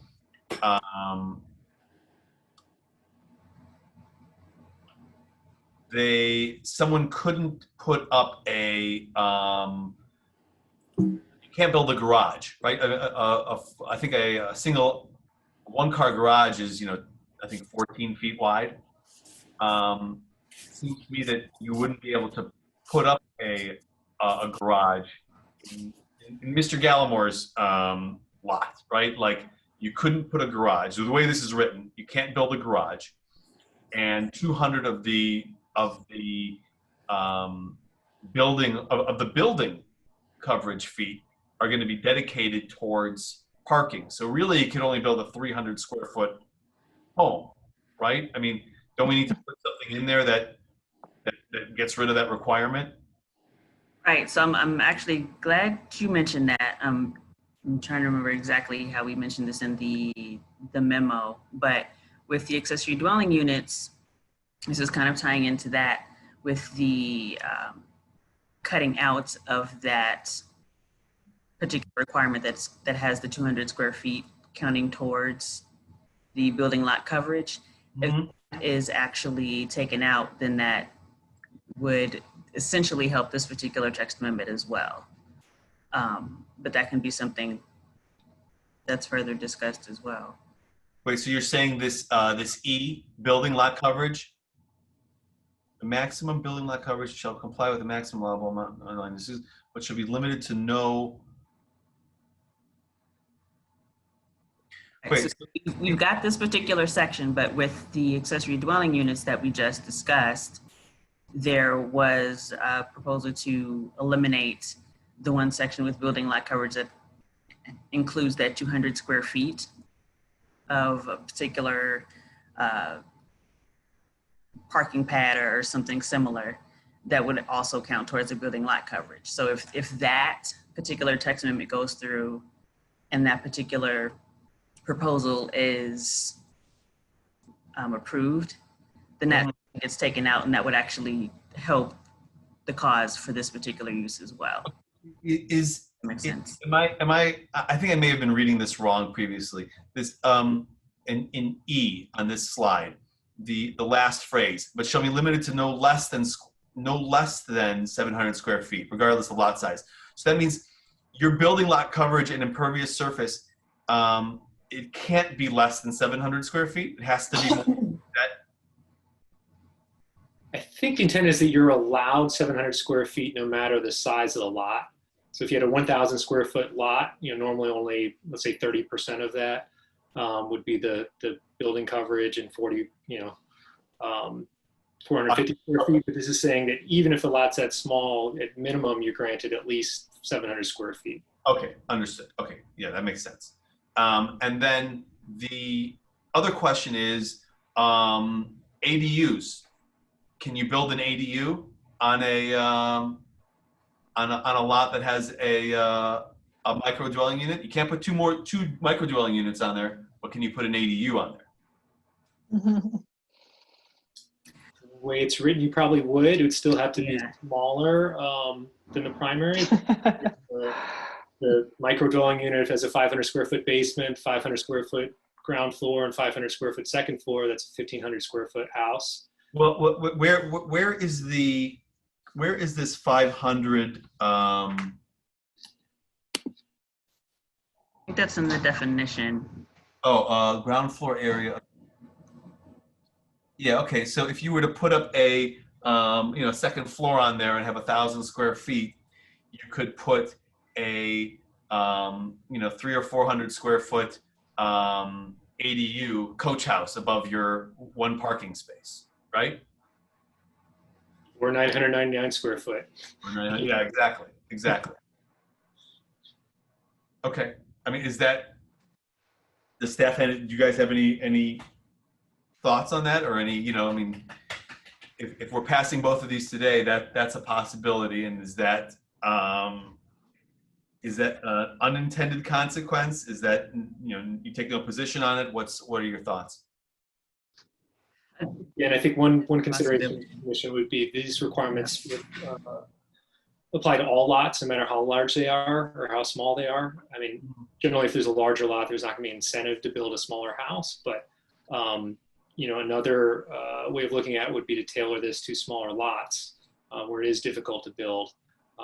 Whereas there could be a conforming, 7,000 square foot lot that someone could, build a micro 3 feet from their property line. Whereas, they may have room to otherwise comply with the setbacks. Okay. Again, the building lot coverage and impervious surface coverage would probably limit how much additional structure you put on a particular lot if it's a smaller lot, a non-conforming lot. Well, Mr. Gallimore's lot is what I believe it's 2,400 square feet, and if I'm remembering correctly, I think is he in an R1 district? That would mean that right now his building lot coverage would be what, something like 30%, right? So 750. I'm sorry? No, that's correct. So that would be something like 750 square feet of building lot coverage. 200 of that is going to be for parking as of right now. Okay. All right. I have no questions. I'm sorry. I'm dragging this out, but I needed to sort of talk this through with you guys. All right. Any other questions or comments from commissioners? The question, is there any concern about having a minimum square feet for a micro dwelling unit? That's really for staff, I guess. I think some of that will be determined by property standards and building code, the minimum square feet for a bedroom, and depending on the occupancy. So there's only so small you can get while still making it a legal dwelling unit. Yeah. Correct. Okay. Should we put up the standards? I've got one other comment. Just Oh, please. I'd say that it's been raised as well, but I like the idea of easing the process for these micro dwelling units. Evanston really wants to build more affordable housing, so I want to encourage that process, but I think this might just need a little bit more review on I think what we're kind of concerned about is what happens with neighbors and dividing lots. I like the idea of reusing non-conforming lots. Maybe that can be part of the language, or I always get nervous about changing setbacks, and it seems like we could change it's saying we're changing setbacks on all sides. Maybe it can only be on one side, or I don't know, some sort of language where it's like restricted in some way that it doesn't really make sense in a normal lot, and it only makes sense in a non-conforming lot. So I think that would be my thoughts on it. I would concur with that. I think this needs more study, more specifics added to it. I don't think that can be even handled in amendments. I just think there's many issues here that have come up that need to be addressed. Well, I will just remind all the commissioners that we do have a zoning committee of the plan commission, and if someone wanted to suggest that this item be sent there, then that would be one option to further explore this item in a more comprehensive way. Do we need to make a motion to do that? If you wanted to do that, that's well within your right, Commissioner Draper. I would make a motion to send this to the zoning committee for plan commission. Second. Alex seconds. Any discussion or comments with respect to the motion on the table? Hearing none. Ms. Jones, can you call the roll? Sure. Commissioner Draper, Yes. Commissioner Halleck, Yes. Commissioner Hugo, Yes. Commissioner Johnson, Yes. Commissioner Linwall, Oh, you're on mute, Commissioner Linwall. Yes. Commissioner Westerberg, Yes. Chair Isaac. Yes, and thank you, Commissioner Draper, for saying what we were all thinking.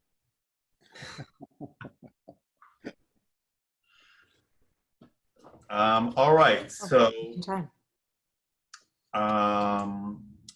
that concludes 20 PLND 0038, at least for right. Next item is a map amendment to 1910 through 46 Orrington Avenue and 714 through 16 Foster Street, from an R4A general residential to R1 single family residential.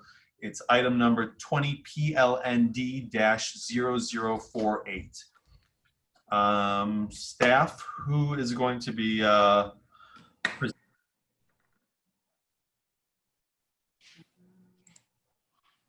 I think I can present this one.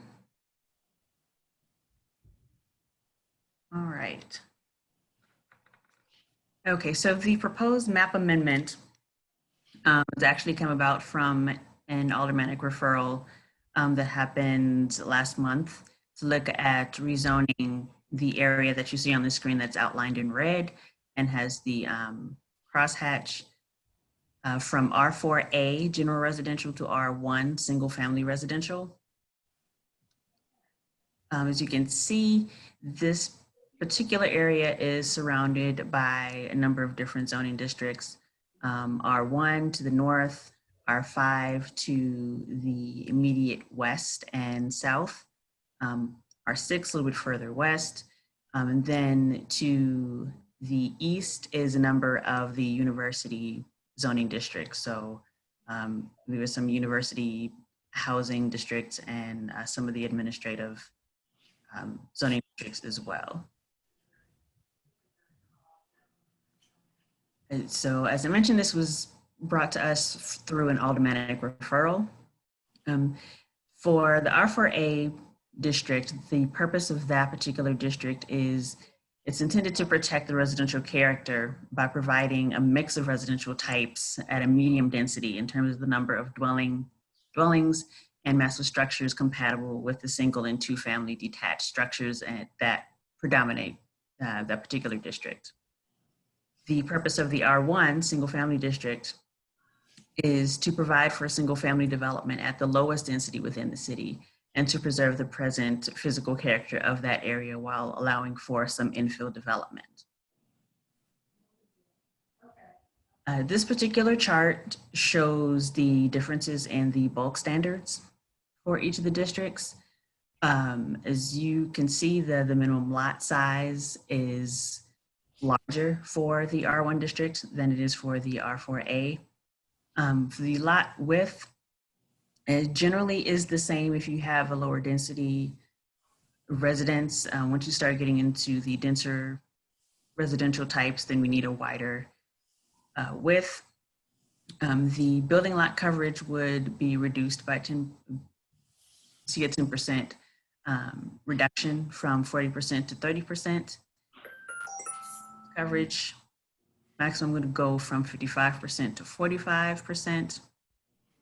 The building height actually remains the same, as does the front yard setback and the street side yard setback.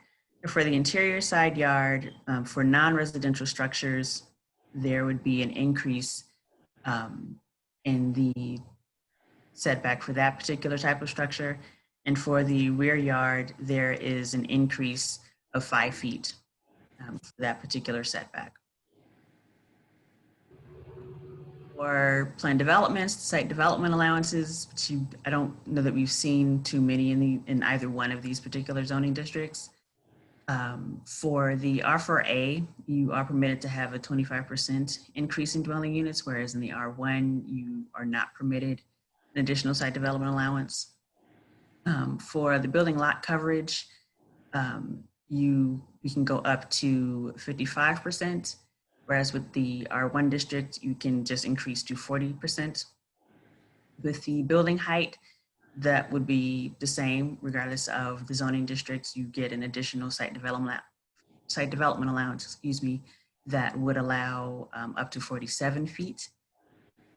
For the setbacks, this general requirement would be any setback below 15 feet would require a site development allowance. And then for both of these particular zoning districts, you would still need that 10-foot boundary for the landscape buffer. So these are the existing properties that are specifically within the R4A zoning district, the properties that are in question this evening. It is majority single family home. We do have a rooming house and family building. Actually, in that one faces Foster Street. Did do a very preliminary look at possible nonconformities that would be created. Essentially just looking at the use and the lot size. And we found that if the zoning is reduced to the R1, that would create some nonconformities, specifically with the rooming house and several of the lots that are smaller than the minimum 7,200 square foot lot size for the R1. And then, of course, the multifamily building that's existing would be non-conforming as well. So as is the case for all map and text amendments, we have the 4 standards that are in place here. End of the presentation from staff, and if there are any questions, I'll be happy to entertain those. Does anyone have questions for, or any commissioners have any questions for staff at this point? I have a question. Looking at the comments that we got, the written comments, seems to be a lot of focus on one particular unit that's housing Northwestern students, et cetera, et cetera. Is that what's driving it? Is this one particular problem home? Or any sort of, what's driving this? You know, why don't we ask Alderwoman Fisk? I believe you're on the call, and I believe you made the referral. Would you like to make any comments, or just sort of give us an understanding of what where this originated from? Sure. So I made this referral at council, and because you're not a standing committee, it required a vote of council, and council voted unanimously to send this off to you for your consideration. This is, those of you who are familiar with the area around the university and just west of the university that's zoned R4A are probably aware that over the years there have been efforts, even beginning with a zoning ordinance in 1993, to reduce the impact of university uses on the surrounding residential neighborhood. At that time, the concern was not so much about absentee landlords buying up houses and using them for student dwellings, but that has emerged as a significant impact upon the residential neighborhood. And I would draw your attention to the block of Sherman Avenue that's just south of Noyes Street, running all the way down to basically Foster. maybe a little bit beyond, with a couple houses beyond there as well. So there's been a significant impact, as I said, on residential neighborhoods from these houses that are not owner occupied, that are investor owned, and which house students, changing the character of the blocks. And I think there are a couple of folks who are signed up to speak who can speak to that better than I can. The block that we're talking about, the 1900 block, beginning with 1910 and going to 1946 and then around the corner, that's included in the Northeast Evanston Historic District. And visually, it is mostly compatible with the other properties on Orrington Avenue that are already zoned R1. And it has been interesting to me to look at the history of zoning on this block, because you see the history says it's gone from R6 to R5 to R4 to R4A, and now we're asking for R1. And this is all in recognition of the incredible outside forces that are changing the character of the block. In talking to the residents of the block, they obviously are concerned about this. And as a result, I made the recommendation of the referral at council for you to consider a zoning change. I also want to point out that there's precedent for this in the larger neighborhood, a little bit further to the north on the former Kendall College site. That site had been zoned, I believe, U1. Some of you can correct me if I'm wrong. I can't remember off the top of my head, but I think it was zoned U1. And when Kendall College left that site, it was sold to a developer who wanted to build townhouses on the site. I believe 130 some townhouses on the site, and the neighborhood spoke out very strongly in favor of R1, and ultimately it was what I would call a downzoning to R1. So there's been a long history of concern about keeping the character of the neighborhood more residential than investor owned. So that's the last thing I will mention is that I was not on the council at the time when the council voted to amend the National Register Historic District for Northeast Evanston and create the local district. But when council did that, they drew the line for the district. They shortened the district, drew the line for the district at Lincoln Street, and identified the area south of Lincoln between Emerson as Lincoln as an area of concern, that was an area that needed protection. And I think this request for zoning goes right along with that. So that's a little bit of history, a little bit of the reason why I made the referral at council. And as I said, we unanimously sent it off to you. Okay. And I'm here to answer any other questions you might have. So I have a question. Does downzoning to R1, would that eliminate the non-owner occupied buildings? I can only tell you what I've seen. And I've lived on Sherman Avenue, just north of Noyes Street for decades, a long time now. I can't remember what date we moved in. But what I have seen is that we have group homes, of course, that are allowed in any zoning district in Evanston. But investors are not so inclined to buy houses in a single family residential area. And you would have to ask them why. But that's the evidence that we. But it wouldn't necessarily get rid of what's there, and it wouldn't necessarily prevent other non-owner occupied. No, and I think, and this would be a question for staff, I think that someone could purchase a house and rent the house out as a single family house in an R1 zoning district. Am I correct, Megan or Scott? Is that correct? That's correct. Correct.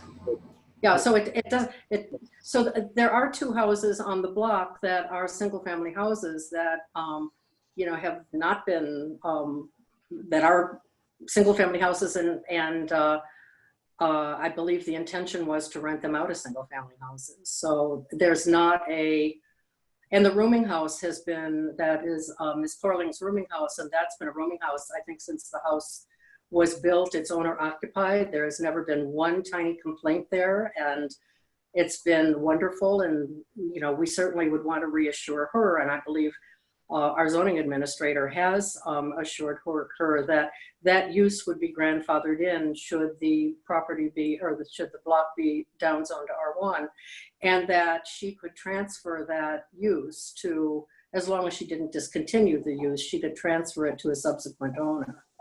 And so I don't see that this is calling for a big change in that block. I think the purpose was to be out in front of the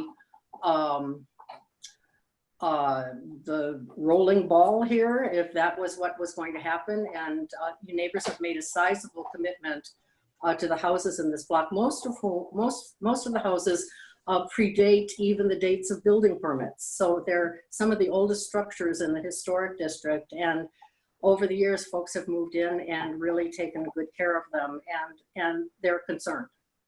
And I have to agree with them that just observing what's gone on in the block of Sherman Avenue south of Noy Street, I would certainly share that concern. And I think from my point of view, it's in the city's best interest to try to preserve the home ownership of these dwellings. So Alderman, wouldn't you say this is more symbolic, especially since half the rooms? No, I wouldn't say that. Would be non-conforming. Okay, you're breaking up just a little bit, so I didn't get all of that. You said that it seems to me that this rezoning is mostly symbolic based on everything you've said, and the fact that after it's rezoned, half the residents would be non-conforming. So no, I don't think half the residents would be non-conforming. I think there are maybe three, and again, three non-conforming size lots, but yet we have R1 zones in Northwest Evanston that may have actually come before you that are not compliant with R1 zoning. They're actually more closely representative of R2 zoning for lot size. So I don't see that as a problem. This is a block that the last three houses closest to Foster were subdivided at some point and created smaller lots, but I don't see that. I think this is an important thing to do. I wouldn't bring it or bother you or with this if I didn't think it was something that really answered the question. What happens to single-family homeowners that are left in houses after a number of surrounding properties have turned into student rentals is that the responsibility for calling the police or enforcement or even property standards falls on them. And we've seen that all up and down Sherman Avenue in my ward. And in many ways, I think that's not fair to do that to homeowners, to make them basically police their block. And if we can help arrest that by through the use of zoning that is appropriate for the site, I think we should do that. And that's, again, why I made the reference. Alderwoman Fisk, just one question. Is it your position that you don't believe that the special use procedure that's in place that would be required to be used in order to turn a single family home into a 2-flat or a 3-flat or whatever? You don't believe the special use process is sufficient to protect the character of the? That's right. No, that's right. I agree with that. It's not sufficient. And again, over many years of both being on the council and observing the council, it places a large responsibility on neighbors to have to stand up against other neighbors, and they're very reluctant to do that. I mean, usually what neighbors will do if something changes is they will pick up and leave. And that's a very sad thing that happens. But I have over time always wondered why neighbors didn't show up when something egregious was being you know, built next to them. But I think that that does place an unfair burden on the neighbors when there's when there's an approach that we could use that is, I think, eliminates that. And I'm sorry, I've got a dog with a squeaky toy. That's terrible. It's not talk about professional. So I'll hide that behind me. Alderwoman, I just have an additional question. How would you react to there are several comments from owners who said their properties are going to be devalued because of this. We're going backwards in terms of providing affordable housing. What would be your answer to those? Okay, and I'm sorry, you said what? There are several homeowners that have. Several of the comments that we received in writing from owners in that area said that they're concerned about the value of their property dropping because of this. If this change were to happen. Well, I think that we're going. If I could finish, we're going backwards in terms of providing affordable housing in Evanston. Oh my gosh. Well, if any of you have looked at affordable housing for student rentals, I can't even, those words don't even go together. I mean, this is some of the most expensive housing in Evanston. It by no way is it affordable. For example, a house that was recently sold had a sign in front of it with, I believe, and again, correct me if I'm wrong, but $5,900 to rent the house, the whole house, and $5,900 a month. And that's not affordable. We're not talking, the marketplace for the kinds of houses that surround the university are not by in any stretch of the imagination considered affordable. Again, if I can just go on what I've observed as alderman, what I have seen, and I think other folks will probably speak to this, is that as houses change to student rental, it limits the market for a single family house. It may increase the value of that house as a rental for student rental, but you're looking at then just selling the other houses as student rentals. So I do not think it would benefit anyone at all financially. It would only minimize the market for the house. And I think we could probably, well, I don't know. I don't know who's speaking to this tonight, but I'm sure someone will be who has a better firsthand knowledge than I do of it. I can only tell you what I've observed from not only living on the street for so many years, but also in my almost 12 years as alderman. Okay, thank you, Alderwoman Fisk. Do any commissioners have any questions for staff at this point? We'll move on to questions from the public. All right, I'm going to go through the list. Looks like there's 7 people that signed up. I know we have a lot of people on the call. There may be some more that I'll ask for other people that would like to speak once I go through the list. Just as a reminder, we're going to go through questions, and then we're going to go through comments.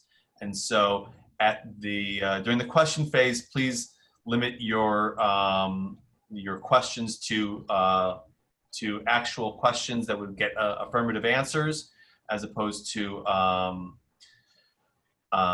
questions that are argumentative or rhetorical in nature.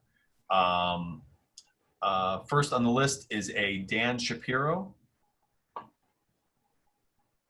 Thank you, Chairman. I don't have any questions. I do have a presentation on behalf of some of the neighbors in that block that I'll wait until the appropriate time.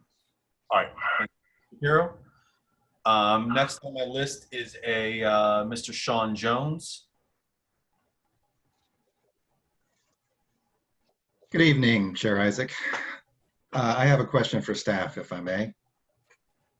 It appears that this downzoning would fly in the face of recent city policy. Isn't it true that the city is moving away from R1 to allow things such as accessory dwelling units, which are not permitted in R1?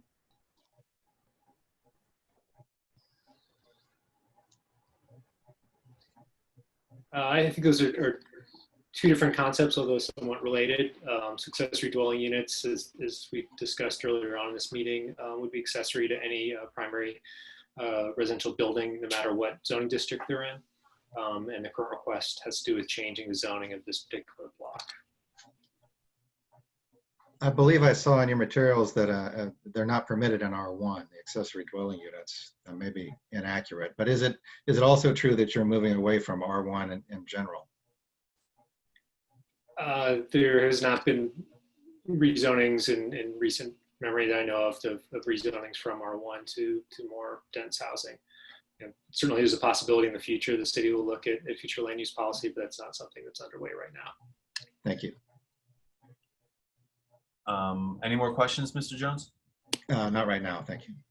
Thank you, sir. Dave Schoenfeld. Thank you, Mr. Chairman. I am here to comment and not to ask questions, so I'll defer till then. All right, thank you, sir. Art Newman. Yes, I do have a question, and it goes to a comment that the chair made. I am looking at the staff memo, and after the recommendation, they have a chart on which they compare the R4A uses to the R1 zone. And the chair, you made a statement that multifamily would require a special use in the R4A, whereas on this chart, which is part of the memo, it says dwellings multifamily R4A permitted. So which one is it? They are permitted, and I'll let staff back me up on this, but my understanding is that they are permitted, but any increase in the number of dwelling units in any on any zoning lot in the R4A district requires a special use. Where does it say that in the code? In the code, this is something we were actually talking about just a little earlier today, and I will direct you to it because I have it up here. Let's see, R4A. Okay, so under 6-8-6-3, that's special uses in the R4A district.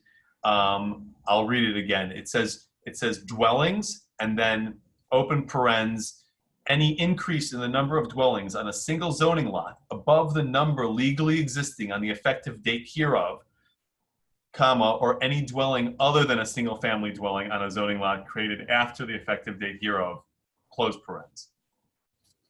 And that requires a special use. Yeah, so why did the person who drafted this memo, I mean, if I'm sorry, go ahead. Yeah, it said, why did it say dwellings multifamily? Why did it say increase special? Because that would have been sort of it implies that multifamily is permitted. So if you buy an R4A property, that you can then put in if it's single family, you can convert it to multifamily. You're saying that would require a special use. Increase requires special use, and I will point out that under 6-8-6-2 under permitted uses, it says dwelling multiple family, dwelling single family attached, dwelling single family detached, dwelling two family. All of those are listed as permitted uses, but there is in parentheses when said use was legally established on the effective date hereof. So it's under both, and so I would say that I agree that it's probably a little confusing. The chart is, but I can probably just guess that in a chart it's hard to put all the information that's ultimately needed in there. And obviously, if someone's going to be buying a piece of property with the intention of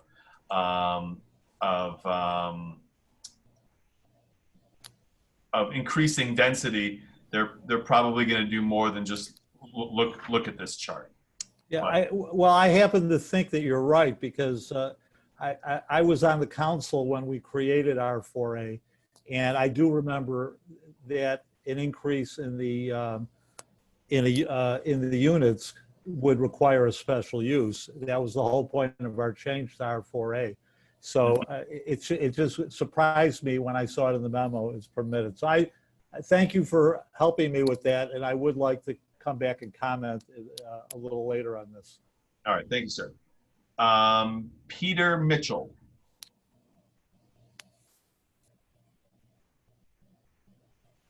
Mr. Mitchell. Yeah, sorry, I was on mute. I don't have any questions, but I do have comments later. Okay, thank you. Let's see, Ken Chua.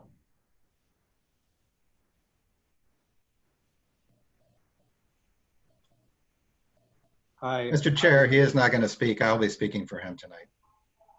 I'm sorry, was that Mr. Jones again? Yes, I represent Mr. Chua. I'll be speaking on his behalf tonight. Great, thank you. All right, Richard Dooley.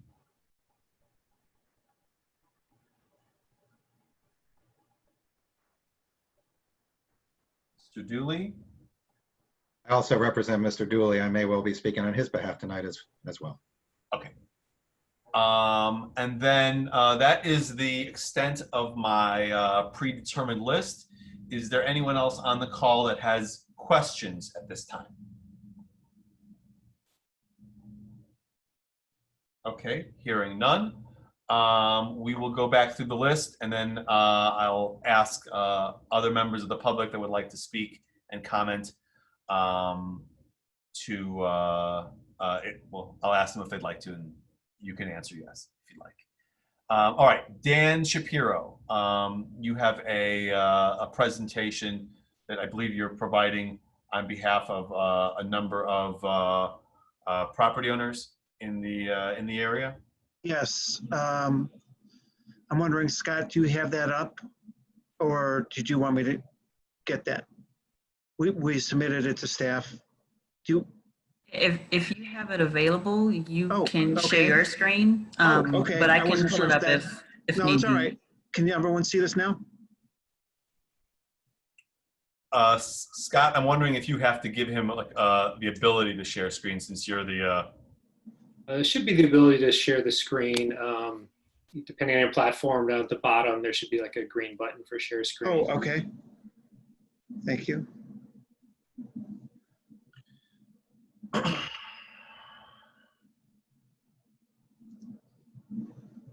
Give me 1 second.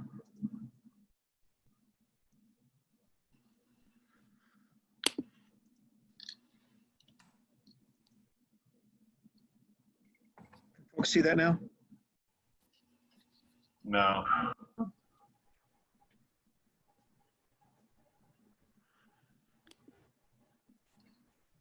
So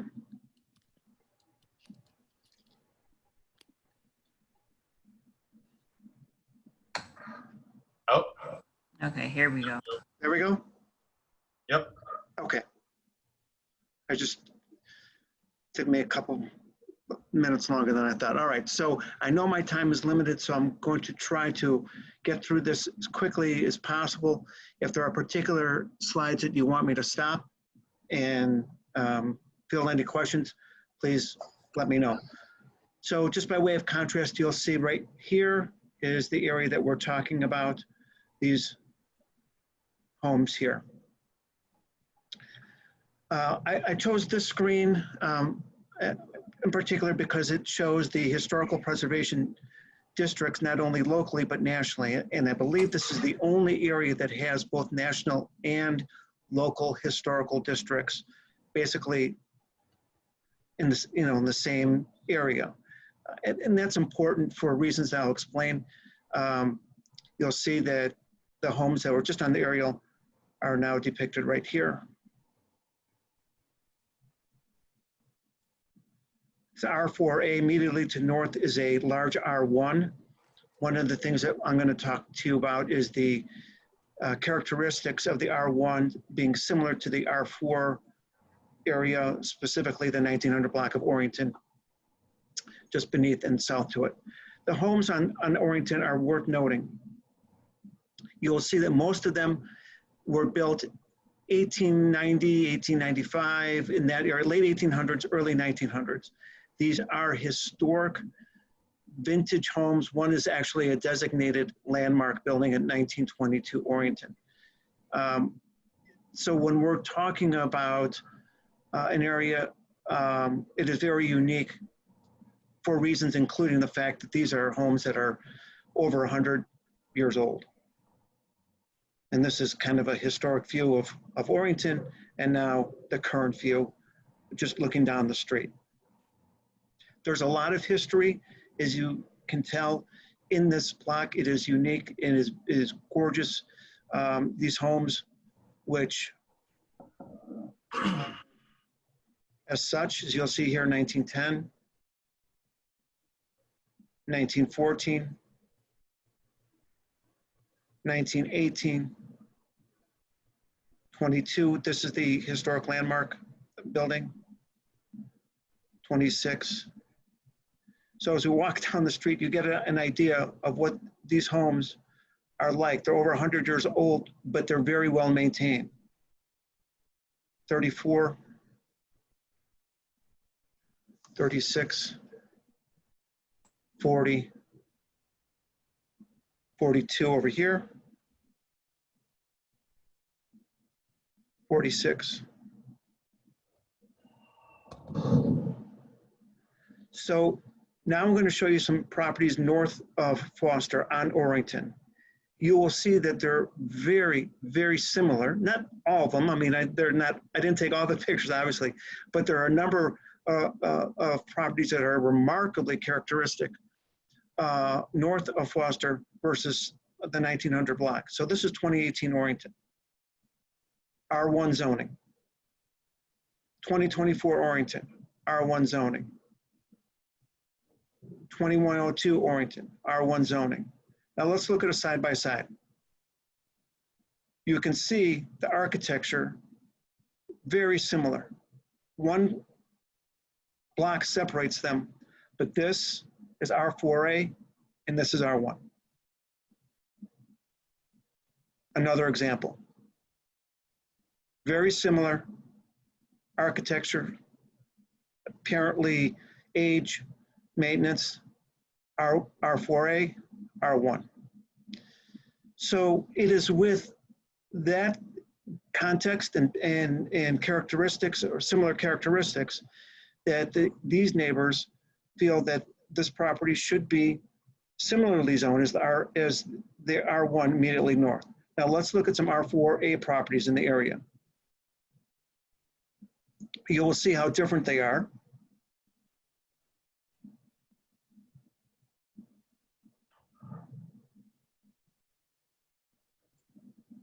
(2115) Maple.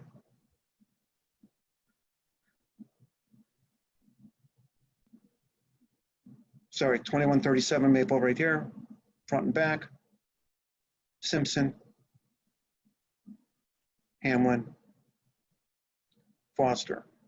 These properties, and this is just right around the corner on Sherman, it's an R5.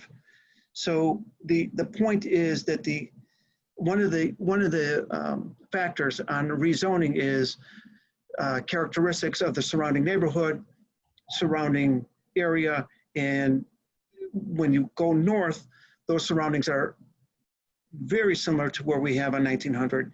If you go to the R4As around the neighborhood, what you have in those R4A structures is dissimilar to what's on 1900. So Emerson Comprehensive Plan, you are all very familiar with it. Part of it, a lot of it deals with historic preservation. And a lot of it, rightfully so, talks about encouraging and maintaining historic preservation, recognition of the architecture, maintaining the neighborhoods, et cetera. Again, this area is designated both locally and federally. And I guess for lack of better words, the application for the historic preservation, National Historic Preservation offered some really strong quotes and information, which I pulled out for your information here. This area contributes to the historical and architectural significance of Evanston, which as a city has always been important to it. It's always been of critical importance to maintain the history, the wonderful architectural history, and the preservation of historical structures and neighborhoods of the city.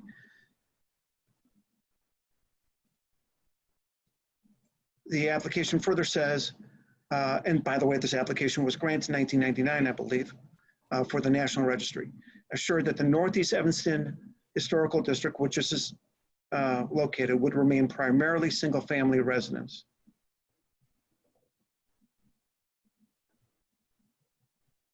Again, more information indicating the historical significance of this area. So then we get to the standards for amendments, which I know that you guys have looked at and considered earlier in your meeting tonight. But let's look at this, if we could, just for a couple minutes. Whether the proposed amendment is consistent with the goals, objectives, et cetera, with the comprehensive plan as adopted. Well, we just looked at the comprehensive plan as it pertains to historical preservation, specifically this area, to preserve this area as is the type of area that it is now. There's indications all over the comp plan through the sections of the comp plan dealing with historical preservation, which states it as a clear objective and goal. Whether the amendment is compatible with the character and development of the area in immediate vicinity. We looked at the area just north of Foster on Orrington. It is very compatible with the overall character. I would submit that I know it wasn't an oversight, but it almost seems like this little patch of R4A was an orphan from the R1 to the north. So bringing it down south would be a logical extension. Will it have an adverse effect on the value of adjacent properties? This was discussion just a couple minutes ago before this presentation. I would suggest that the types of uses which would be allowed under the R4A will have adverse effects on those single-family homes, given the deleterious effects, uses, noise, garbage, et cetera, that's occurring, both on the south side of the street, around the corner on Sherman, as I showed you. And I think there's some history about, especially with like fraternities or student housing on Sherman that really affected that neighborhood. So if we're looking at some historical precedent, as Alderman indicated, there's some historical precedent for downzoning when we're talking about Kendall, and some historical precedent about what might, the adverse effects of R4A uses, not all, but many uses in the immediate surroundings. And adequacy of public facilities and services, clearly, those are adequate now. Mr. I'm sorry to interrupt you, but I'm gonna need you to. I got like 2 more slides. Okay. Two more slides. Thank you. R1 purpose, you've been familiar, you were introduced to before, to preserve the character of the area. And then special uses in the R4A, which could occur if this were not rezoned, have many types of uses that are of concern to the neighborhood, including the ones that we've talked about. So thank you for giving me about 30 or 40 seconds overtime. I appreciate it. I appreciate your attention. I'm available for questions as we talk more about this request. Thank you, Mr. Shapiro. Let's see. Next, I believe is Mr. Jones. Second, where am I?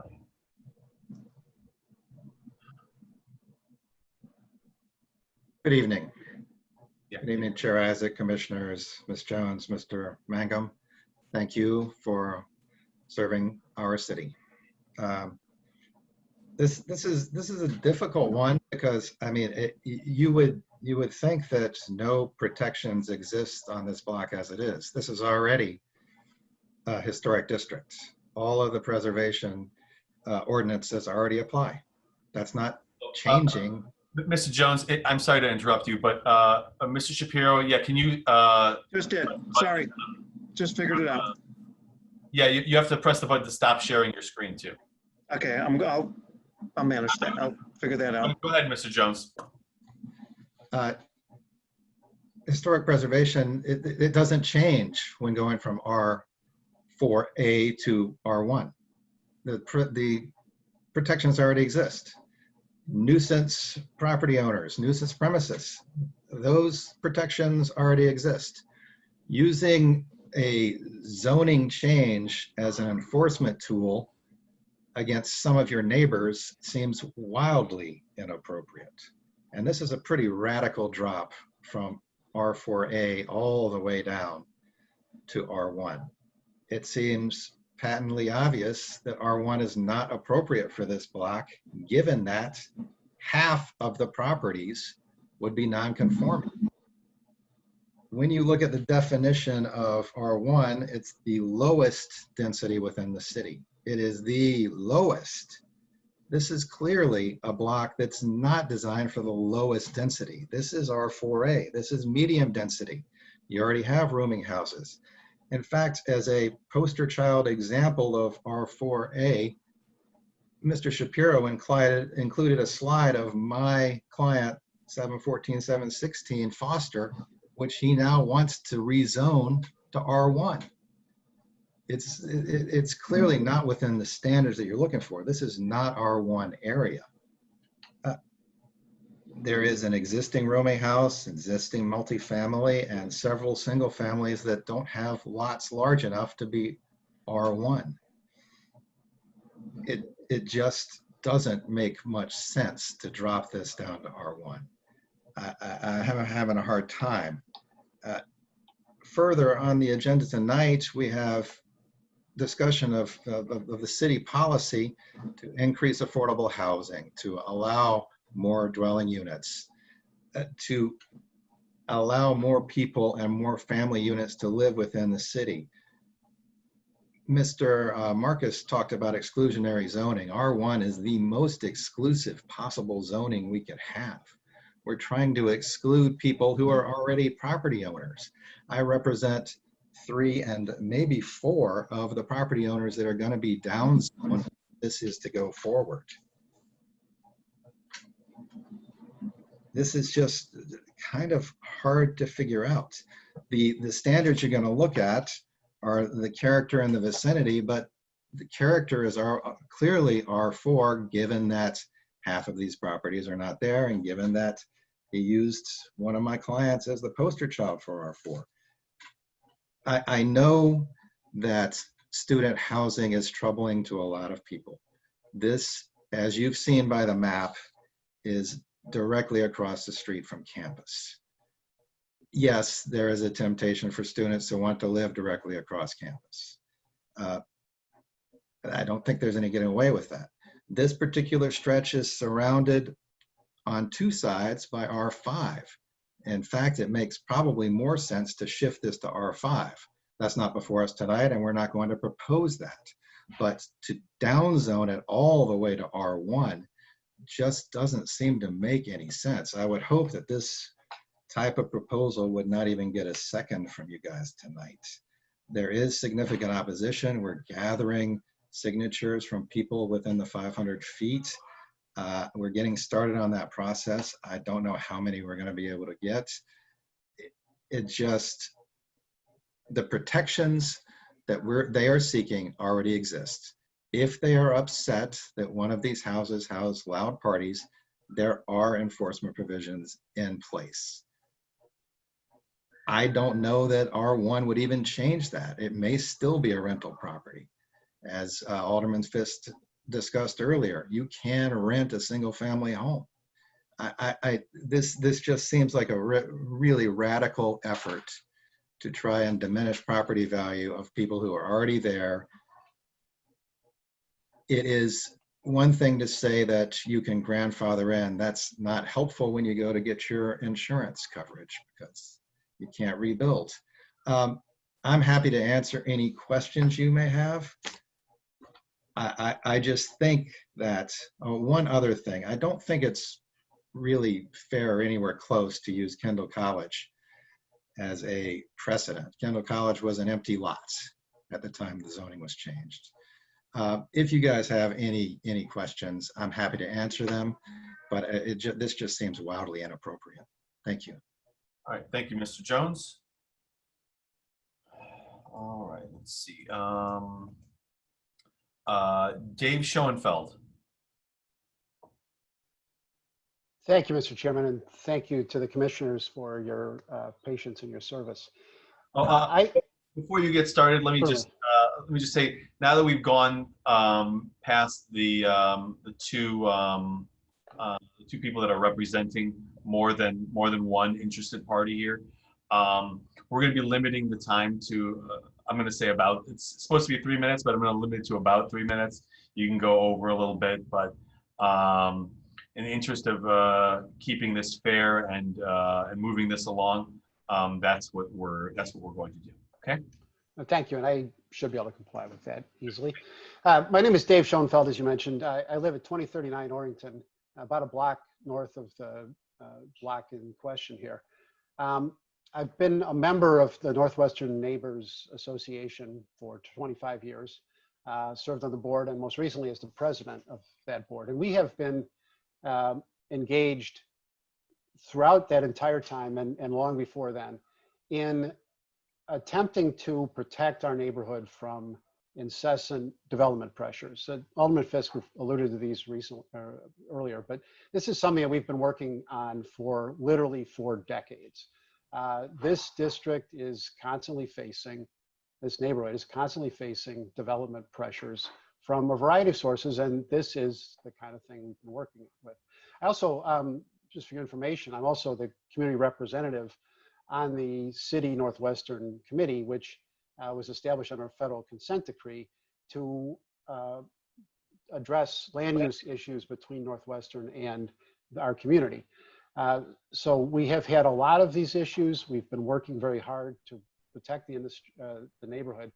And I have to tell you that the prospect of a wave of absentee ownership and student rental houses on the 1900 block of Orrington is as great a threat to the residential character of our neighborhood up and down Orrington as we have faced in at least the past quarter century when I've been involved in these issues.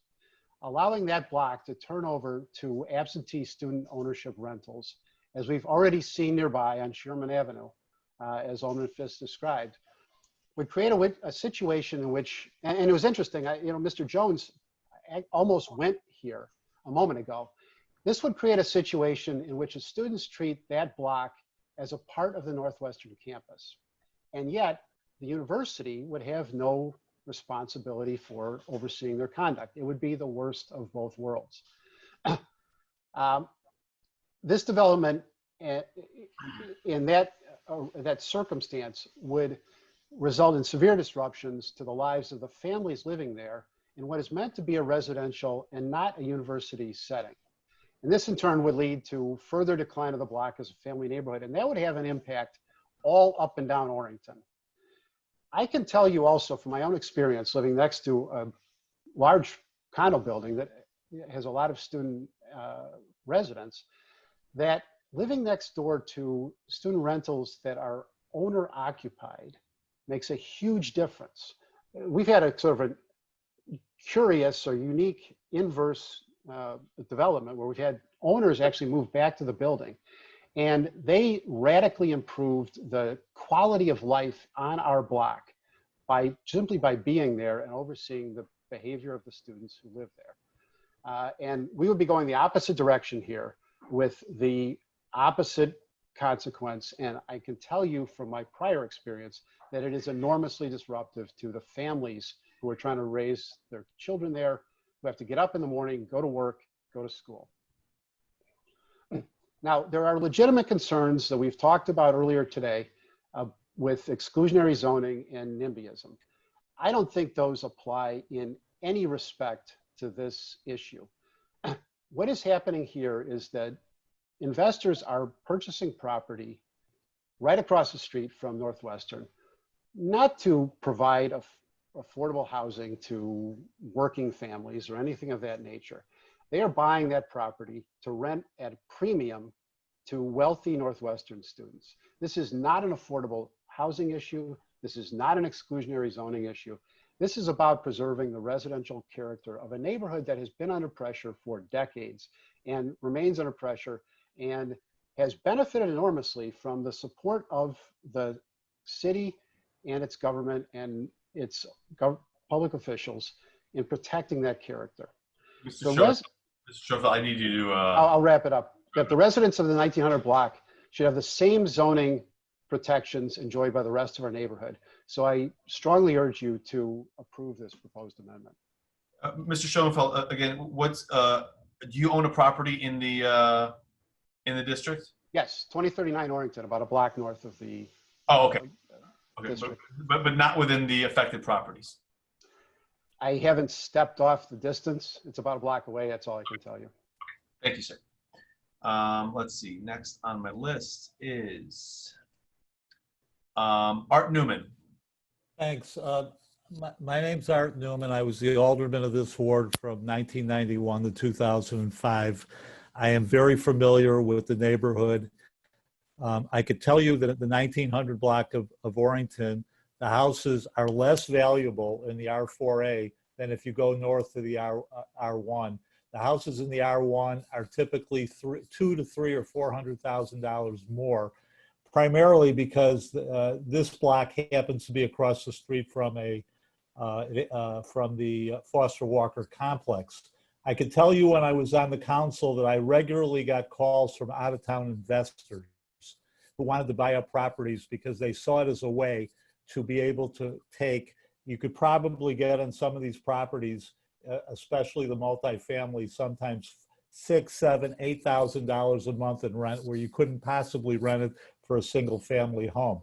I saw on my block when I lived on Sherman, there was at 2147 Sherman, it was an immaculately maintained 3-flat in R4A.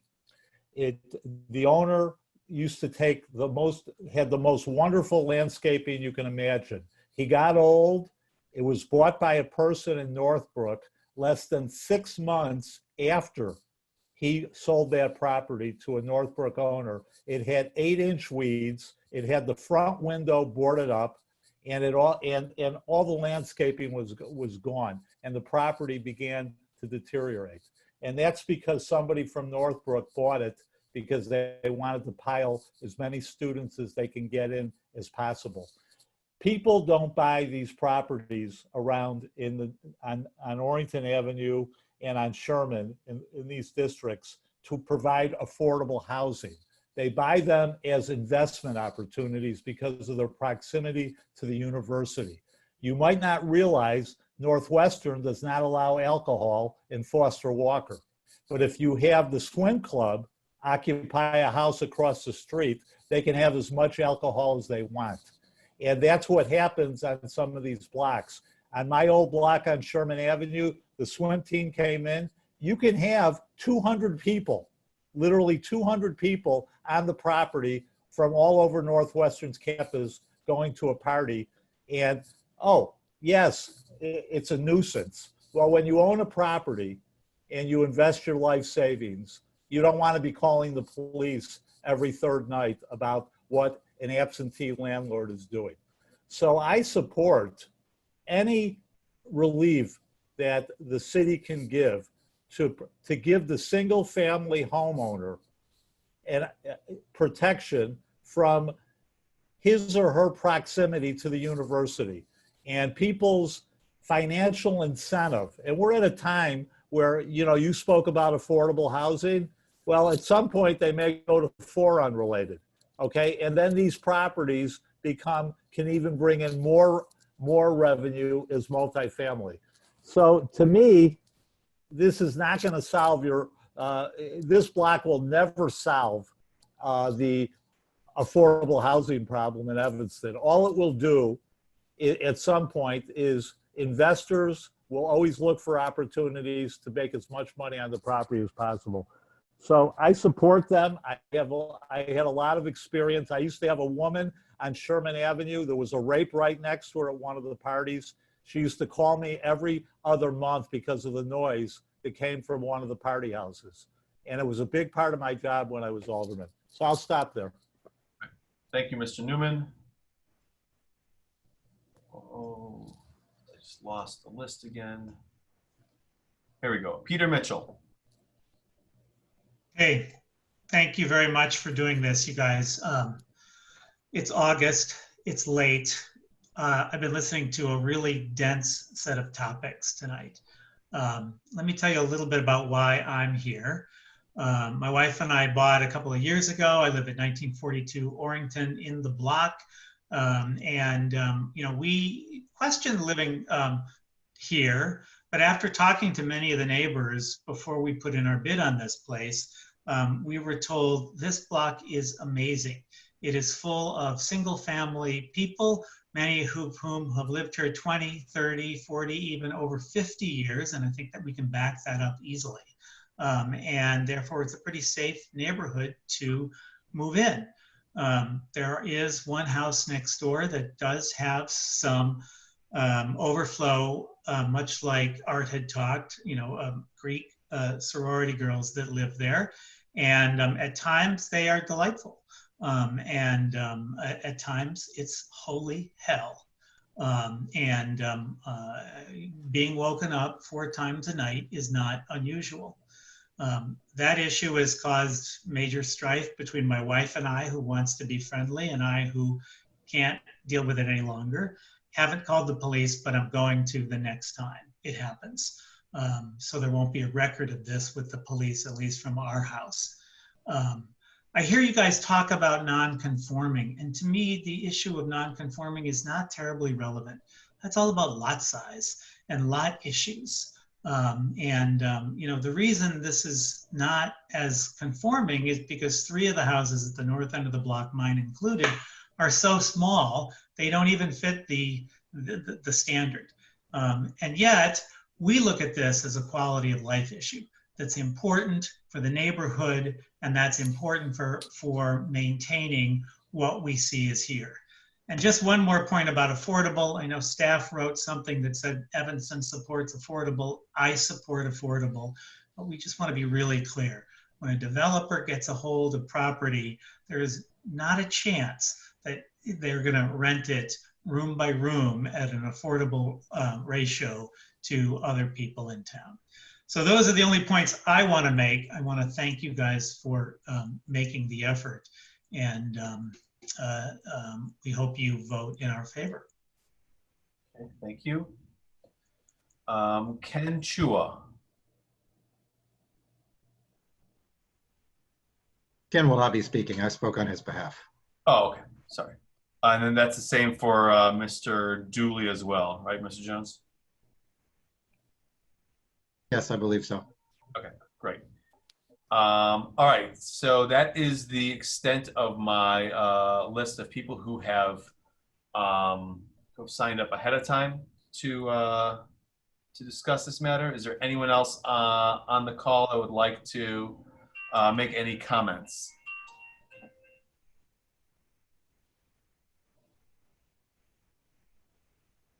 All right, hearing none, we will we'll move on. This is the part where I inform everyone that if where is it?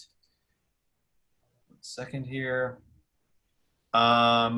If you live within 500 feet of this this R480 district, and you wish to object for the purpose of presenting evidence to rebut testimony that was given today by the applicant, which is staff, you may ask for a one-time continuance of this matter.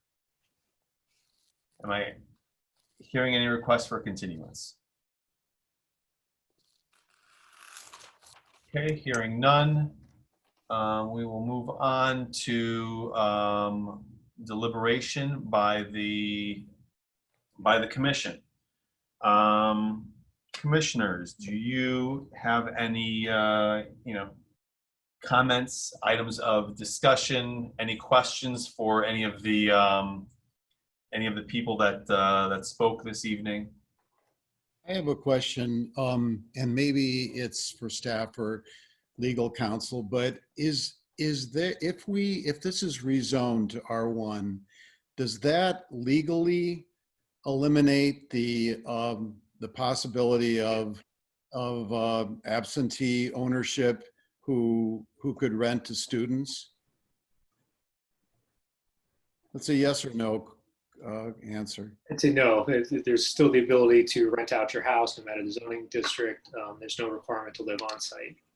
So the arguments that people are making about the students, which, man, I totally agree with. And if I had lived next door, I would be upset too if there was a lot of noise. But the fact is that down zoning will not change that. Correct? That's correct. It would seem to me, and I'm with you on that, Commissioner Halleck. It would seem to me that the biggest change that this would make is, especially given that these properties are all within a historic district, so there's significant restrictions on what they can do to the outside of their properties. That someone can't buy up one of these houses and turn it into a 2, 3, or 4 flat, by making modifications to the interior of the house and thereby having, allowing more people to live in there. I don't know how big these houses are. I presume you can get, 3 units in there and ultimately fit more people than would fit in a single family house. And so it would reduce the, the density of the number of people living in the area, or, on that block. But, I agree. I don't think I see much of any other effect by reducing the zoning. I also have a question for Art Newman. Mr. Newman, did you say that you were on the council when the zoning, the R4 zoning, R4A zoning was made? Correct.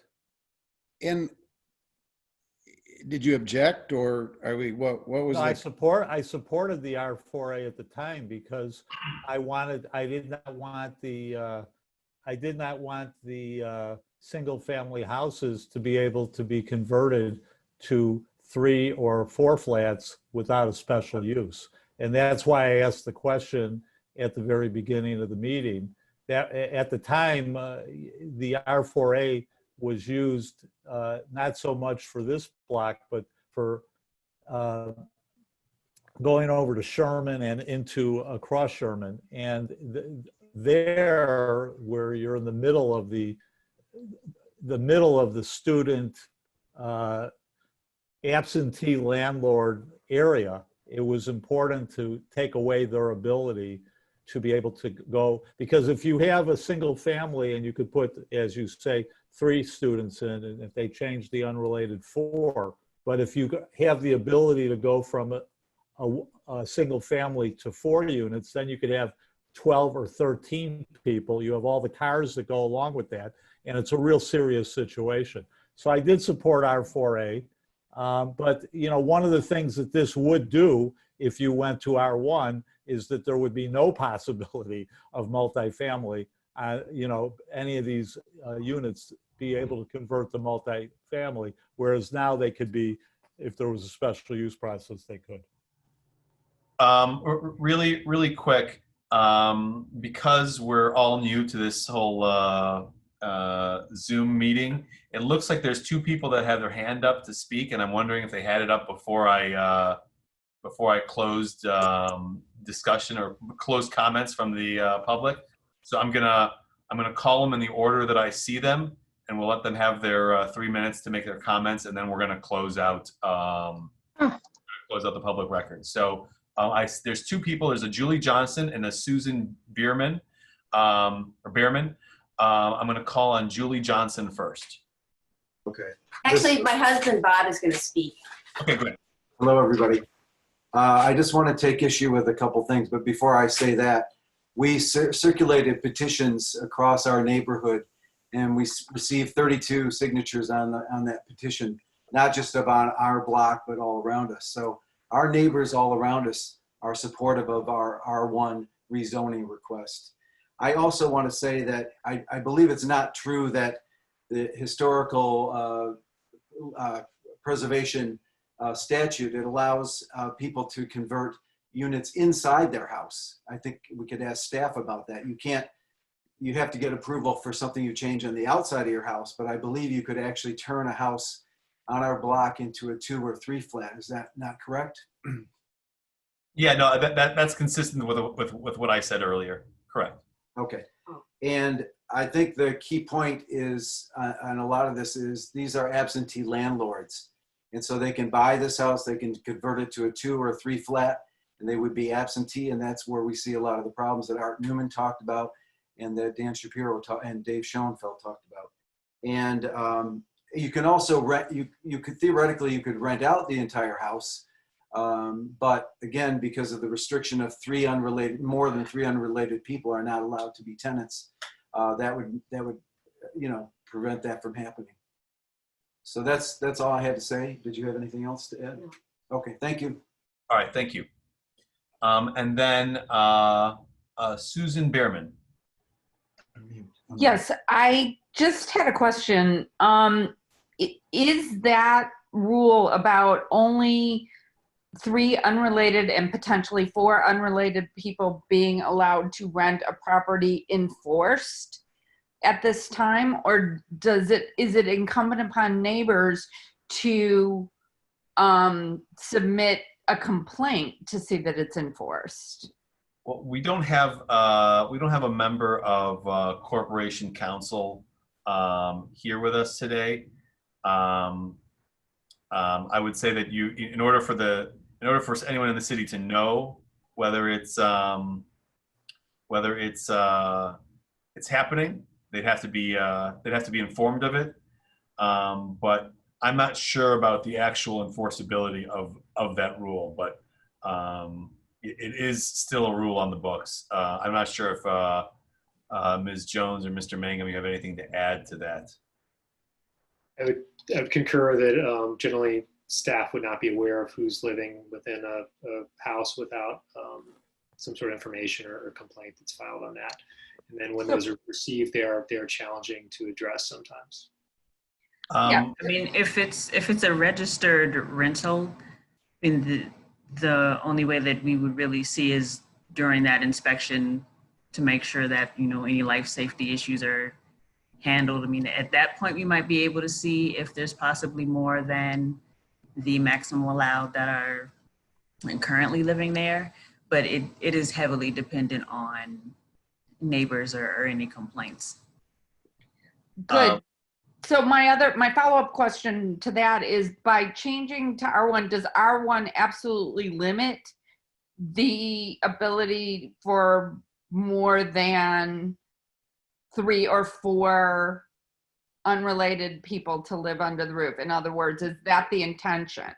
What the effect would be is that instead of a single family home, like right now under R4A, a single family home could be internally, in this district, could be internally converted into a 2 flat. And so if you used to be able to have 3 or 4 people living in a single family home, now you can have 6 to 8 people living in a 2 flat in the same building. That's the effect of the change.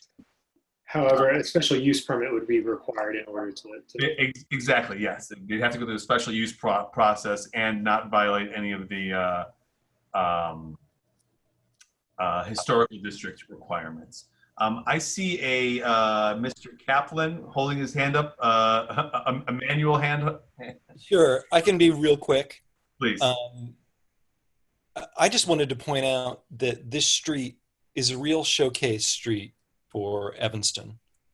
A lot of the people that visit Evanston, if they're visiting the school, their interaction with Evanston is walking down this street.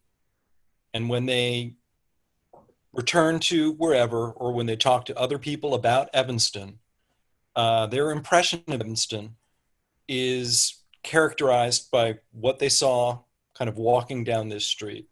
And right now, they see a beautiful street with wonderful houses.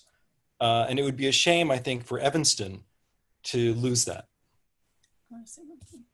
Okay, thank you, sir. I want to. So with that, we're gonna. I'm sorry. I just want to say a quick thing about the absentee landlord and the number of people. The number of people that can fit into the house is obviously a problem from a nuisance perspective, but it also creates additional development pressures because developers can make so much more off of that house if they convert it into a multifamily. That's why developers are more interested in blocks with higher zoning. And so that's one of the things that we're facing. Thank you. All right, so with that, we're going to close public comment for good now. And now it's commissioners, if you have questions, again, discussions amongst ourselves. Commissioner, Chairman, you have something to say? I have two questions. One is perhaps to staff. And one of the comments we received, there was a statement made, and I was wondering if that's true or not, that the RI zoning will decrease the tax base and R4A zoning will bring in more property tax revenue. Is that a inaccurate or accurate statement, or is it difficult to say? And I have a second question. I don't know that we have an answer for that. I think it depends on what the property values, obviously would fluctuate. And I'm not sure exactly how the assessor would assess it. I'd imagine it'd be assessed mainly on the number of units that were there and the development that's there, rather than the development potential. But I'm not, can't with 100% certainty say how the assessor would view it. The same building, whether the zoning was R1, or the same building whether it was R4A. Okay, and if this were to be down, go to R1, there's 6 or 5, whatever, that would still be non-conforming. Is my understanding correct that they would then be grandfathered in to be able to continue to use those properties as they've been using it under R4A or not? And specifically with respect, I think one of Mr. Mitchell, I believe, talked about the sorority next door. Would that sorority have to be shut down if it goes to R1, or would the sorority be able to continue as long as the ownership was the same and they continued operating as they had been under the R4A through some kind of grandfathering? What would practically happen to those non-conforming, for lack of a better word, nuisance properties that were being complained about if this were to pass? To be clear, the sorority next door has a house a block away. Mr. Mitchell, now is, I know, but I wanted to jump on this because it's an off-campus house that has huge parties, and it fills the backyard at times. And in the land of COVID and Northwestern throwing students off campus, it's just going to be worse. Mr. Mitchell, I'm going to remind everyone right now, if you're not one of the commissioners, please put your mic at mute.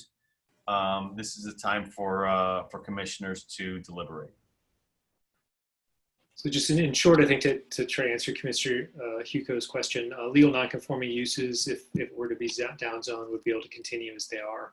But then if they were discontinued or abandoned, they would not be able to come back. And the period of discontinuance is, I believe, 18 months. So if the rooming house or the multifamily can cease to be used in that way for 18 months, then they would lose it. Or if a single family home burnt down to the ground, that's in a lot size that's smaller than would be otherwise allowable under R1, they couldn't rebuild if they didn't, apply within 18 months. So there's a lot of flexibility with legal non-conforming. But again, to go back to Commissioner Halleck's point, at least in the short and medium term, it's largely symbolic, because the use can continue, things will continue as they are today, unless one of these exceptions or triggers that you just mentioned were to kick in, correct? Correct. Any other commissioners have any comments? How long ago was the R4 zoning applied to this block? So this block has been zoned multifamily for at least since 1962, I think is when we look back to. The R4A zoning district was created in 2005. So it looked like this block was zoned R4 at that time. And then once R4A district was created, that zoning was applied to this block.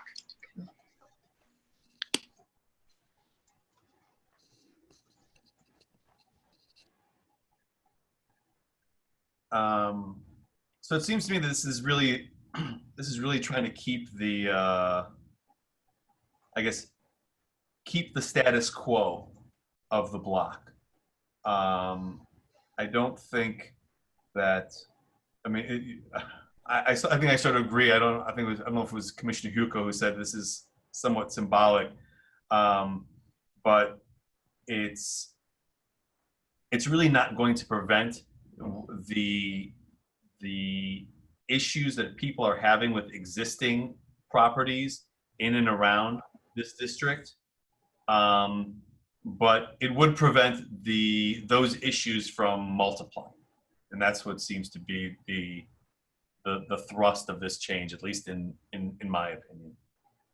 Would it really do that? Or if someone wanted to take another home and do the same thing, rent it to students, it would have to go through the special use process. Which would absolutely come before us. So in effect, there are already controls for future student housing. I mean, that's what it seems like to me, that we do have these things in place. I think the other thing is that we have had other cases of downzoning come before us, and I think the argument has always been that people own these properties or bought these properties with an assumption, and the zoning is that assumption, and whatever that zoning means, and to take that away from them, I personally think it is, unless there's a very good reason, and I don't think there's a very good reason in this case, because essentially everything will remain the same. So a few things. I just counted the number of people that were that had signed that petition to downzone. There's 12 properties on the in this area, or in this subject zone that we're talking about, and 7 out of the 12 owners signed those petitions. It sounded like Mr. Jones represented at least two of the people that have properties in this area. I looked at the zoning map, and the large majority of the historic district in this area is all R1, and this is one of 2 small areas that are R4 or R4A, sorry, within the district. And so that sort of at least in my mind says, well, maybe these should be R1 instead of R4A. But I agree, it's a very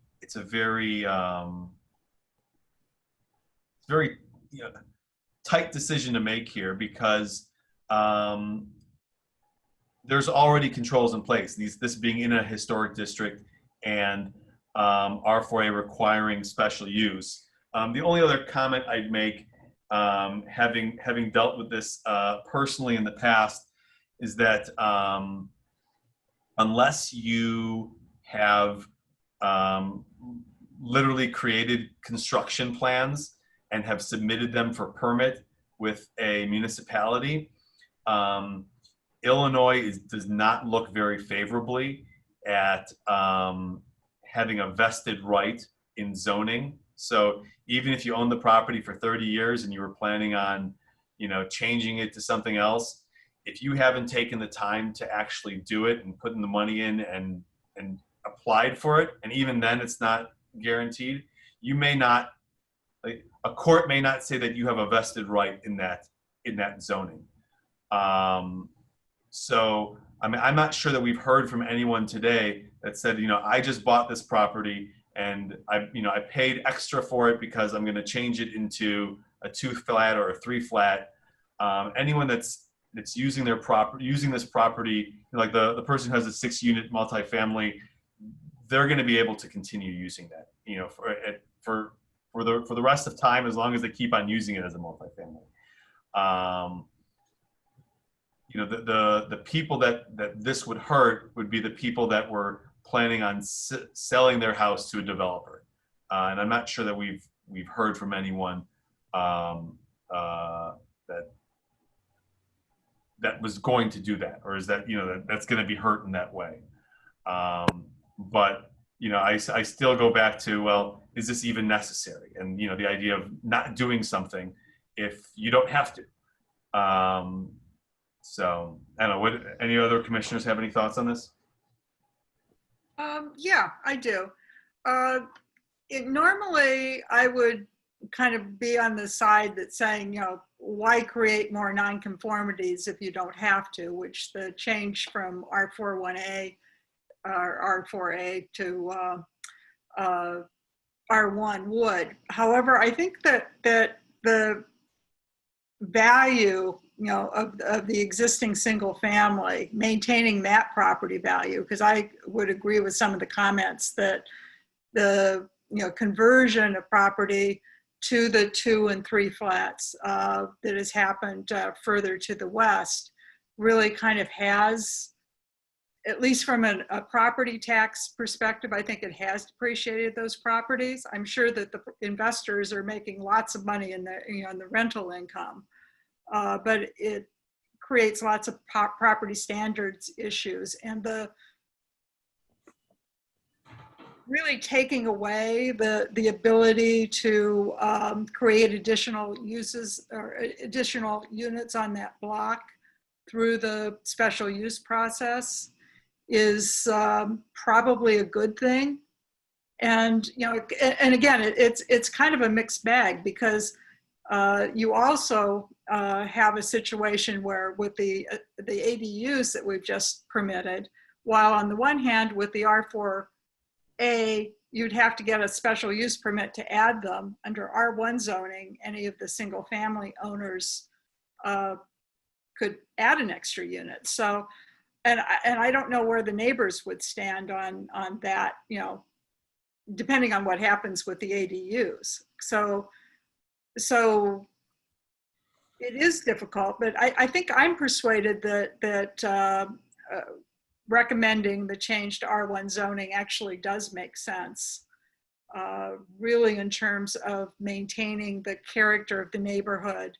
And I think it will probably maintain property values and not decrease them. And I think, so I think that it really kind of speaks to the standards for the proposed amendment. So I've been persuaded by the neighbors, and I didn't start out thinking that that's the way I was going to go. Okay, thank you, Commissioner Lindwall. Anyone else? Okay, why don't we put up the standards then?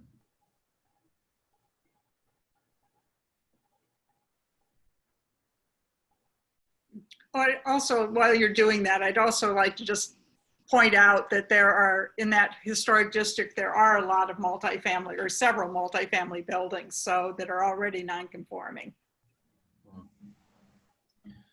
Okay, standards for amendments. Whether the proposed amendment is consistent with the goals, objectives, and policies of the comprehensive general plan as adopted and amended from time to time by the City Council. Honestly, I don't know if it's, I wouldn't say it's not satisfied, but it may just be not applicable here, because we're not sure whether it's.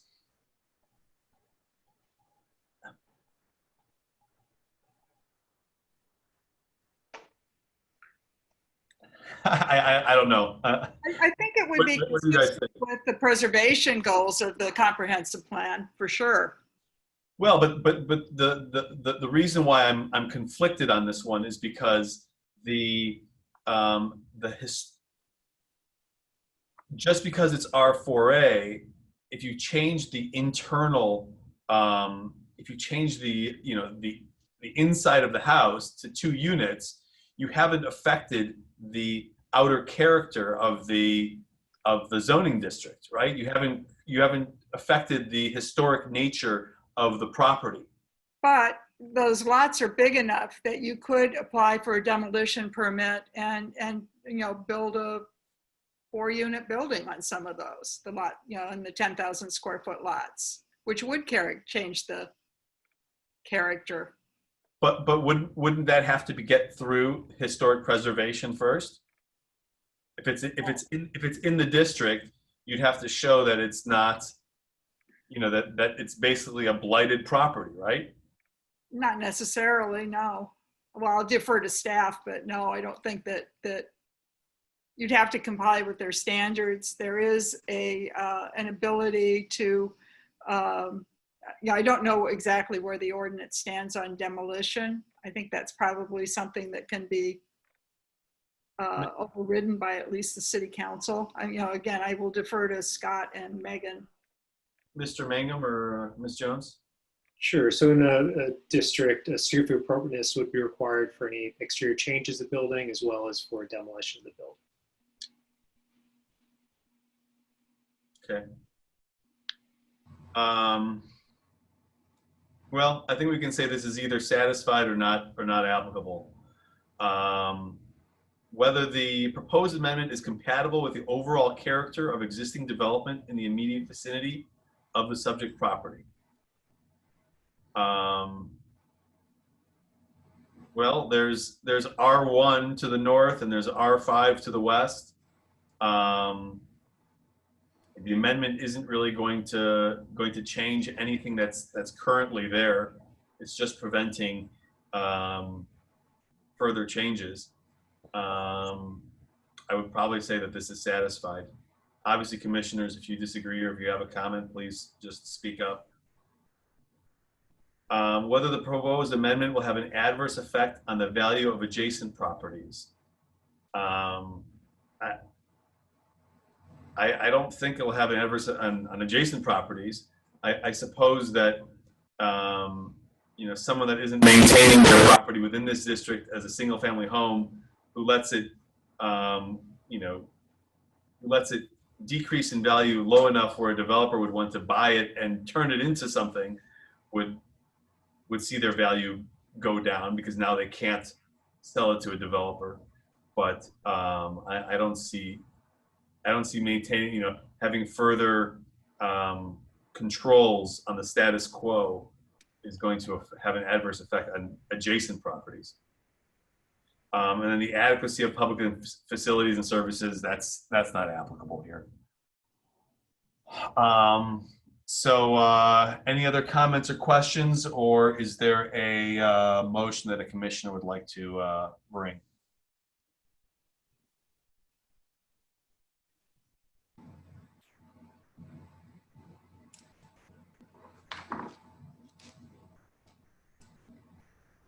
Anyone? Well, I think for the purposes of a vote, I will move that we recommend rezoning of the subject property to R1 single family. Okay, there's a motion to approve staff's recommendation R4A to R1. Is there a second? Second. Commissioner Draper, second. All right, any amendments to this one? Hearing none.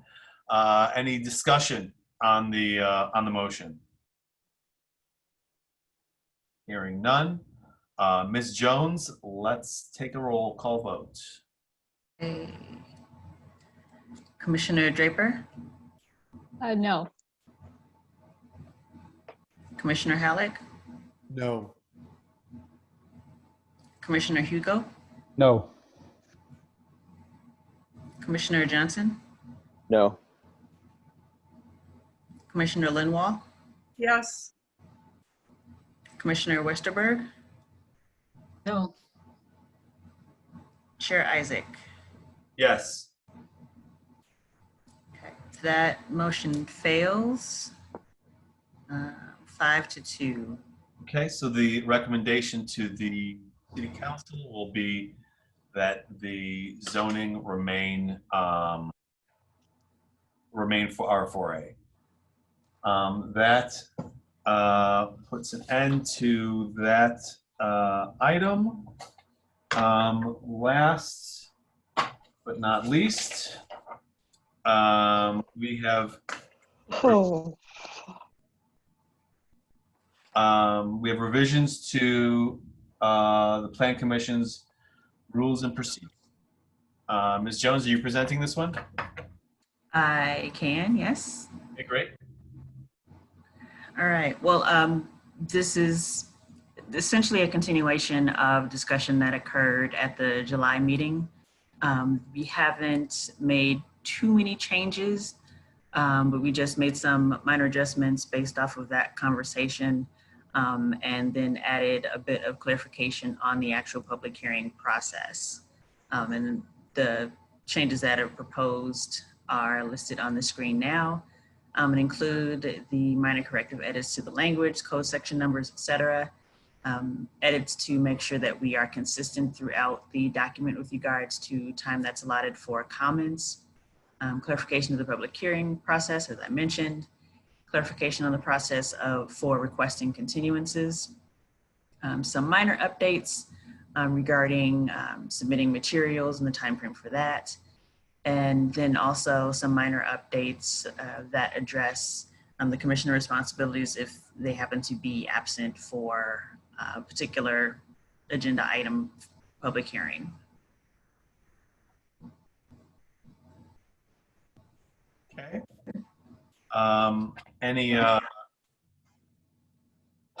Any questions from the commissioners on this? I think we beat this up pretty well last time. Last time was before us. Any comments or questions from the public with respect to this item? Okay, hearing none. Commissioners, do you have any comments, anything, or should we just move to approve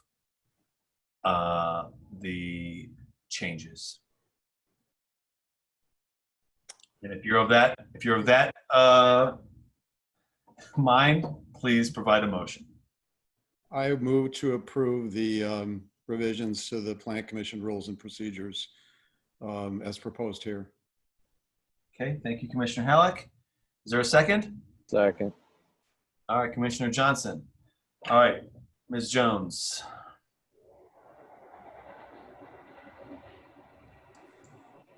Commissioner Draper, Yes.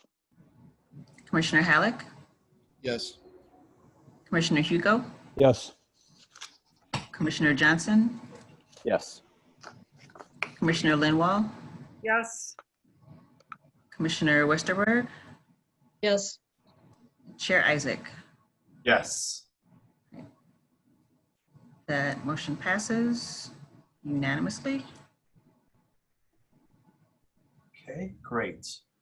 I don't think this is on the agenda, but just a reminder that I think at our next meeting we're going to be having elections for a chair and a vice chair for the balance of the calendar year, and then also we're going to need to have appointments to the various committees of the commission. We just sent something to the zoning committee, and I'm not sure that we even have more than 1 or 2 people on that committee right now. So we're gonna have to figure that out at the next meeting, and then then schedule a meeting of the zoning committee. I have a question on that. Chair Isaac, are you able to be the chair for another term? Well, I'm actually just the acting chair. I've never been voted. We haven't had an election since the last chair, his term ran out, and I believe my second term ends in April. So my time running these meetings will be short. But you still can be the chair until April. Correct. And so can any of you, as well as vice chair. Let's not forget that if I'm missing in action, someone else needs to take the reins. All right. So with that, is there a motion to adjourn? I just have one more thing. You know, at least I think I've been to all the recent meetings, and we have a couple new commissioners, which, you know, I think we should welcome them, and glad to have you. Thank you. Yes. Thanks. All right. It's been a long day, everyone. Thank you all. Commissioner Halleck, do you have a motion to adjourn? Yes. All right, Halleck. Let's see. Westerberg, second? I second. All right, all in favor? Aye. We're breaking the rules on this one. All right. Ms. Jones. All against? All right. We are adjourned, everyone. Take care. Thank you. Thanks, Yeah. everyone.